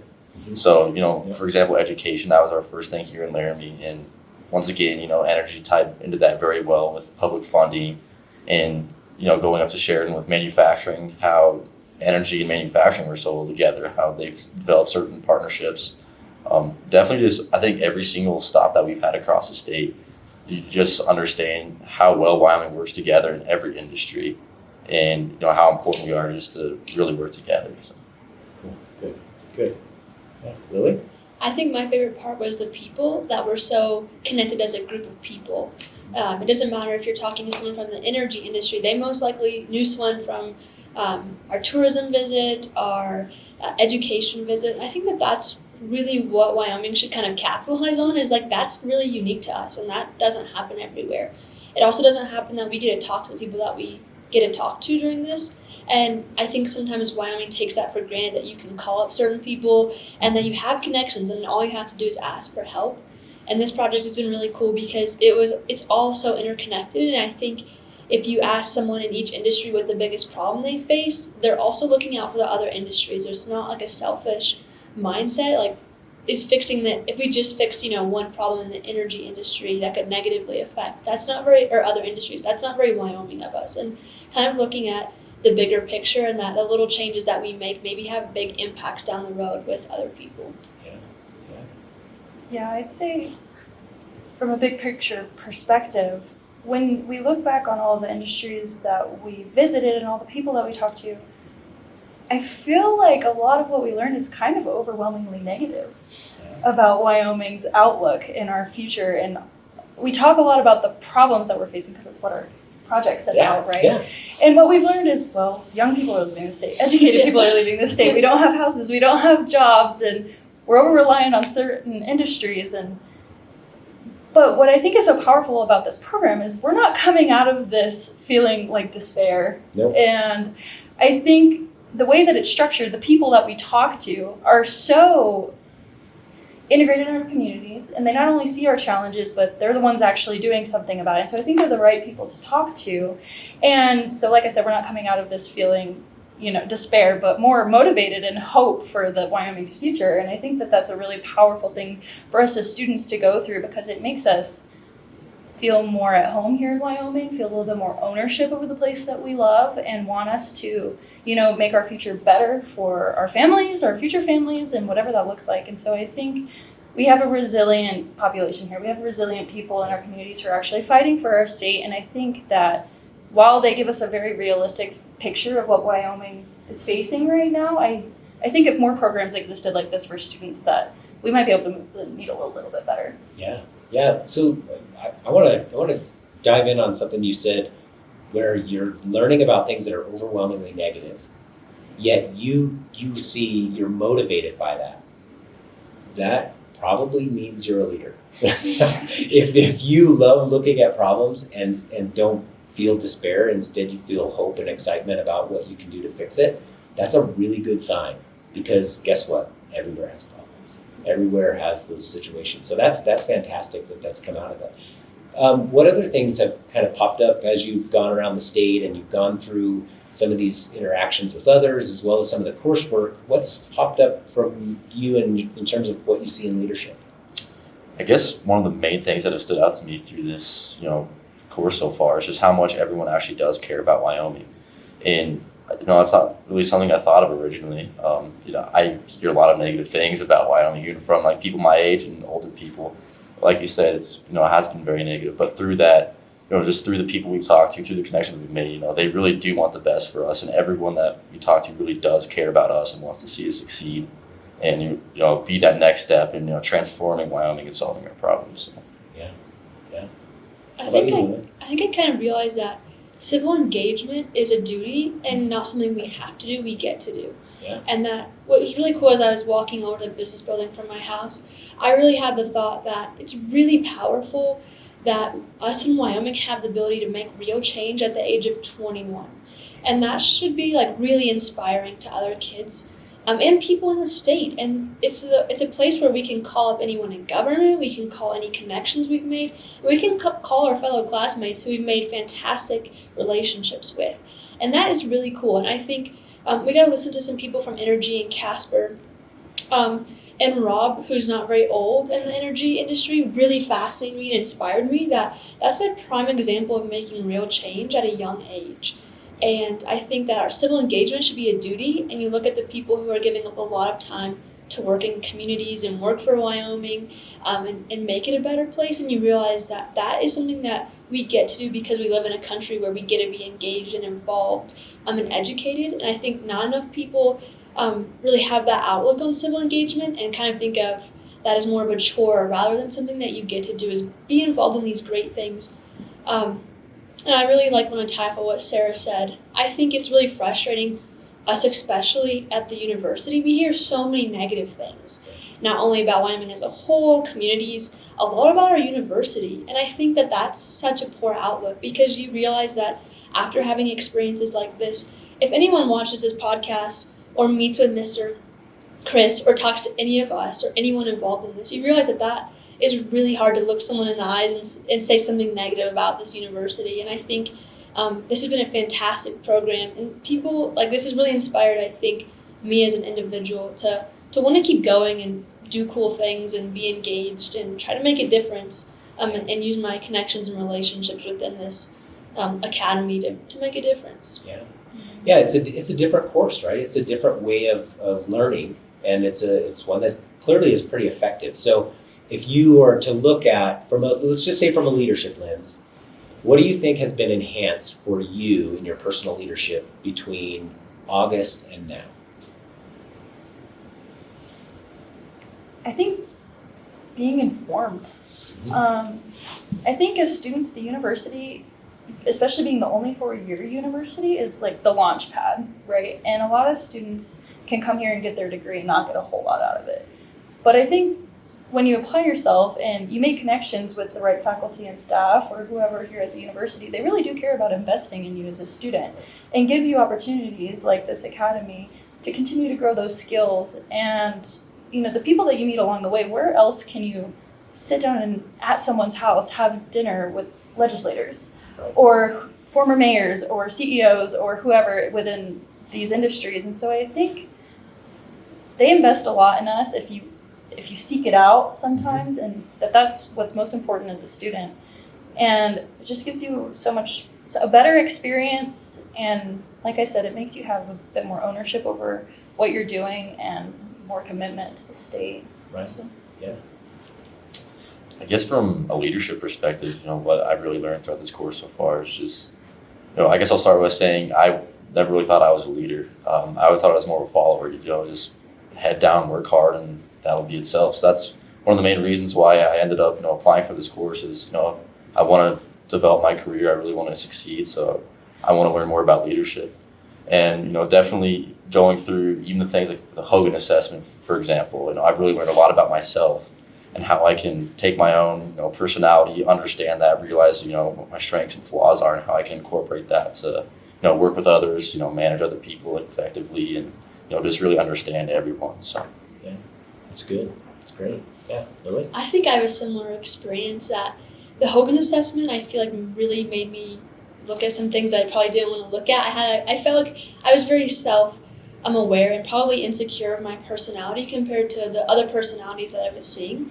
And it was a little hard sometimes. Like I had like when we, half the people are on this side of the room and you're on this side, and you kind of have to evaluate, like, what is your leadership style? What are your biggest flaws as a leader? And how are you going to get over that and use your skills to enhance the people around you? And I think that the program was designed in such a fantastic way that you aren't afraid of the way that you are, like your leadership style, your personality, your hobbies. We've created like such a good relationship that it was really like welcoming to be able to talk to other people who maybe are the complete opposite as me or share similar traits. And I felt like that really allowed me to build upon my leadership. And also I think it was just such a good example of how to have conversation and completely disagree and still be really good friends. And that doesn't happen everywhere. And I think especially a lot of times the political tension, even especially in Wyoming, it's really hard to have a conversation with someone you disagree with and still be friends. And I think the Leadership Academy is a great example of we're all really good friends now because we've spent a lot of time together, but we also don't all agree at all. And Right. so that's been a really just like welcoming, I think, environment. And it really, I think, is empowering to be a leader in that environment. Can I touch on? Yeah, Because absolutely. we talk about this program is kind of designed after Leadership Wyoming, and when we go on these trips, a lot of the people that we meet are contacts through the Leadership Wyoming, and a lot of them have gone through this process before, and so we can sit down at dinner with these people who are hosting us, and they can be like, oh yeah, well my Hogan said this, and this is what I've learned from my personality traits, and how do I apply it in my work life? And so we get so much more exposure than just between us and with Chris and whoever else is leading the session, because they allow us to get out there and talk with these individuals, and then they can share those experiences with us too. Yeah. So I want to take what you're all talking about and think about it sort of on a meta level. Okay, so what you are doing is you are experiencing a certain academy. It's basically a series of interactions, and you're learning, and you have space to reflect and learn and try things on your own. And think about how that has transformed you over the last few months. It's in a big way, right? And then I want you to think about, as you are leaders, you are now, how do you create that environment for others that might be working with you or working on a similar problem? How do you create that as well? And so that's something to think about, is how this particular situation has transformed you. How do you create that for others that you might be leading or might be working with? It's a good leadership challenge to think about. I think I've already experienced it, not only like in my work life, like because of the Hogan assessment, I have a deeper understanding of how different personalities have different requirements. And in the workplace, with people that are higher up than you, just learning what they need from you versus maybe what I need is different from what they think I need. And so kind of learning how to communicate. Also in my classroom, I feel like I'm not as afraid, which is it sounds a little foolish to say I'm not as afraid to put myself out there, but I feel like I'm not. Like I recently had to do a career research project, and I felt like most of the students didn't really like venture out. It was a stereotypical like a photographer, a doctor, and that's not who I am. And I have a hard time, I feel like, fitting in the box now. Like I'm not gonna fit in that box. And so I had the privilege of interviewing Mr. Noble and talking about like being a leader and being in ethics. And I'm not really sure. It was a hard thing to present about, but I wasn't afraid to give a topic that I felt like was true to me and that I could give a topic about that was out of the box. And so I feel like I hopefully inspire other kids to think outside of the box and what their potential is. I feel like I've also been a leader in my close relationships, even that with like from family to friends, just kind of learning different like styles of communication. And what I need as a person as well has been really good for me. Yeah. Excellent. I'd say in terms of like what I've learned about myself is that we've always perceived it as like strengths and weaknesses. Mm-hmm. And I think that what we've learned throughout this program is that it kind of just, you don't want to look at it as a weakness, but maybe as like a red flag to just be aware of when it comes up. Right. Like you want to be able to focus on your strengths in a way that helps you in whatever position you're in, and maybe that's a leadership position. But look out for not your weaknesses, but where you need to improve or where you might be a little bit short-sighted, because other people can perceive you a particular way, or maybe their needs are different from yours. And so being able to understand like my leadership style, where my drawbacks might be, and how I might be able to better help my team who has different skill sets than I do, realize their potential and give them what they need to be successful. And that's a lot of what we talk about in our personality assessments. Well, so you mean you're not all the same? You're not all exactly the same? No, sir. And that's not a bad thing. I think is it's the a key great part. thing, right? Yeah. It's a great thing. It's actually how we solve the problems the best, is to bring those different perspectives and different styles to the table. So that's good. So Colton, what's your plan after school? Oh man, the door's still very open for me. I would say, I'm just a junior right now. I still got one more year of school. I've I had an internship with District Technology in Casper for 2 summers and really loved that. I got to see all the different sides of the business, from the critical mineral processing and to the uranium side of things. I would definitely love to stay in Wyoming. I love the state. I've had a much better impression of the state after this Leadership Academy. Yeah.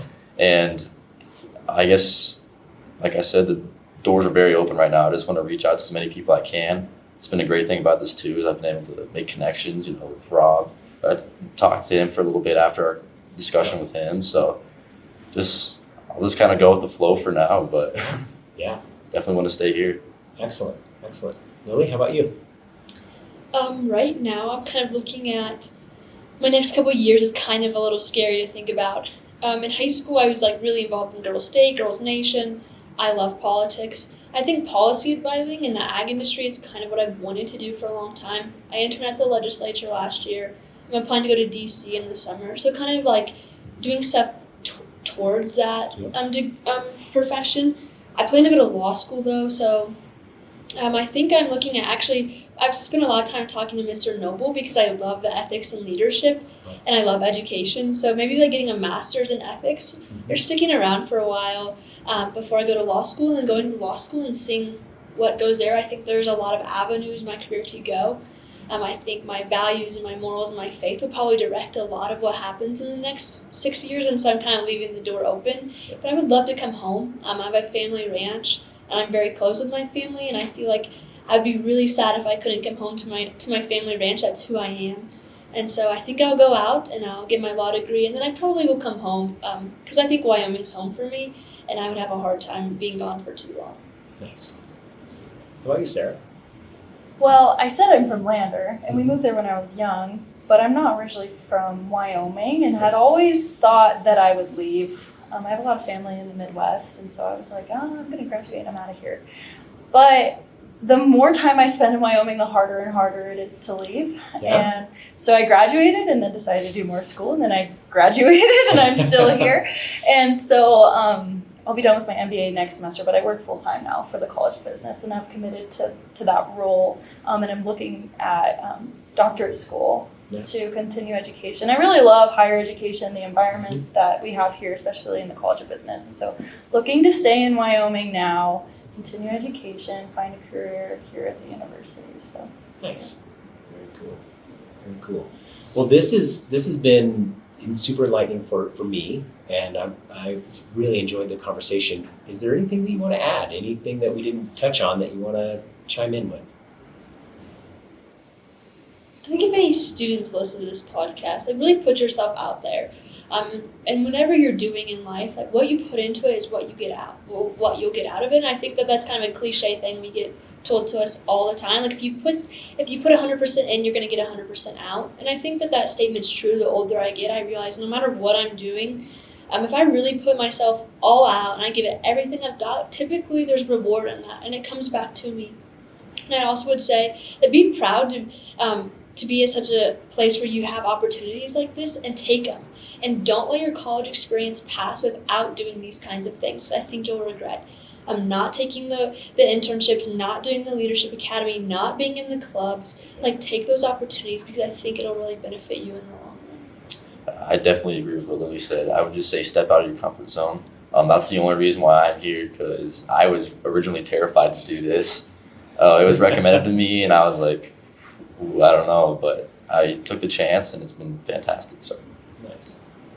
Yeah, kind of along both of those lines. I think Wyoming has a lot of stereotypes, especially among students. And I think that a lot of them have some validity, but they're not all true. And I think it's important for students to know that you can stay in Wyoming, that you can have a future here, that you can have a career here, and you can be successful and raise your family and do all the things that you want to do that you think might be elsewhere. But to your point, there's problems everywhere. And I think that the grass isn't always greener on the other side, and that Wyoming can be a great place to stay. Yeah. I'm glad you all brought up the comfort zone piece. You know what? That has come out in almost every one of these discussions that I've had with folks in the Leadership Academy. And so that should never go away. I know we sort of say to ourselves, well, you know, in college do this, or in your first job do this. Let me tell you, I still have to push myself out of my comfort zone every day. And it's actually something that gets harder as you get older. So I'm glad you're talking about it, because it is important for us to step outside of our comfort zone and do things that maybe we didn't think we could do, or that maybe others didn't think we could do. And you know, I've been super inspired by people today saying, I stepped out of my comfort zone, and what I found was something magical. And in every situation, it's just so inspiring. So thank you today for talking with the folks watching this podcast and talking with me, and you're right. I hope that I know that this person watching this podcast is definitely going to keep stepping out of my comfort zone, and I hope other people do too. So thank you all for plugging in. Thank you for taking a risk on the Leadership Academy, and thanks for talking about it with me today. I really appreciate it. Thank you very for much. Yeah, thank you.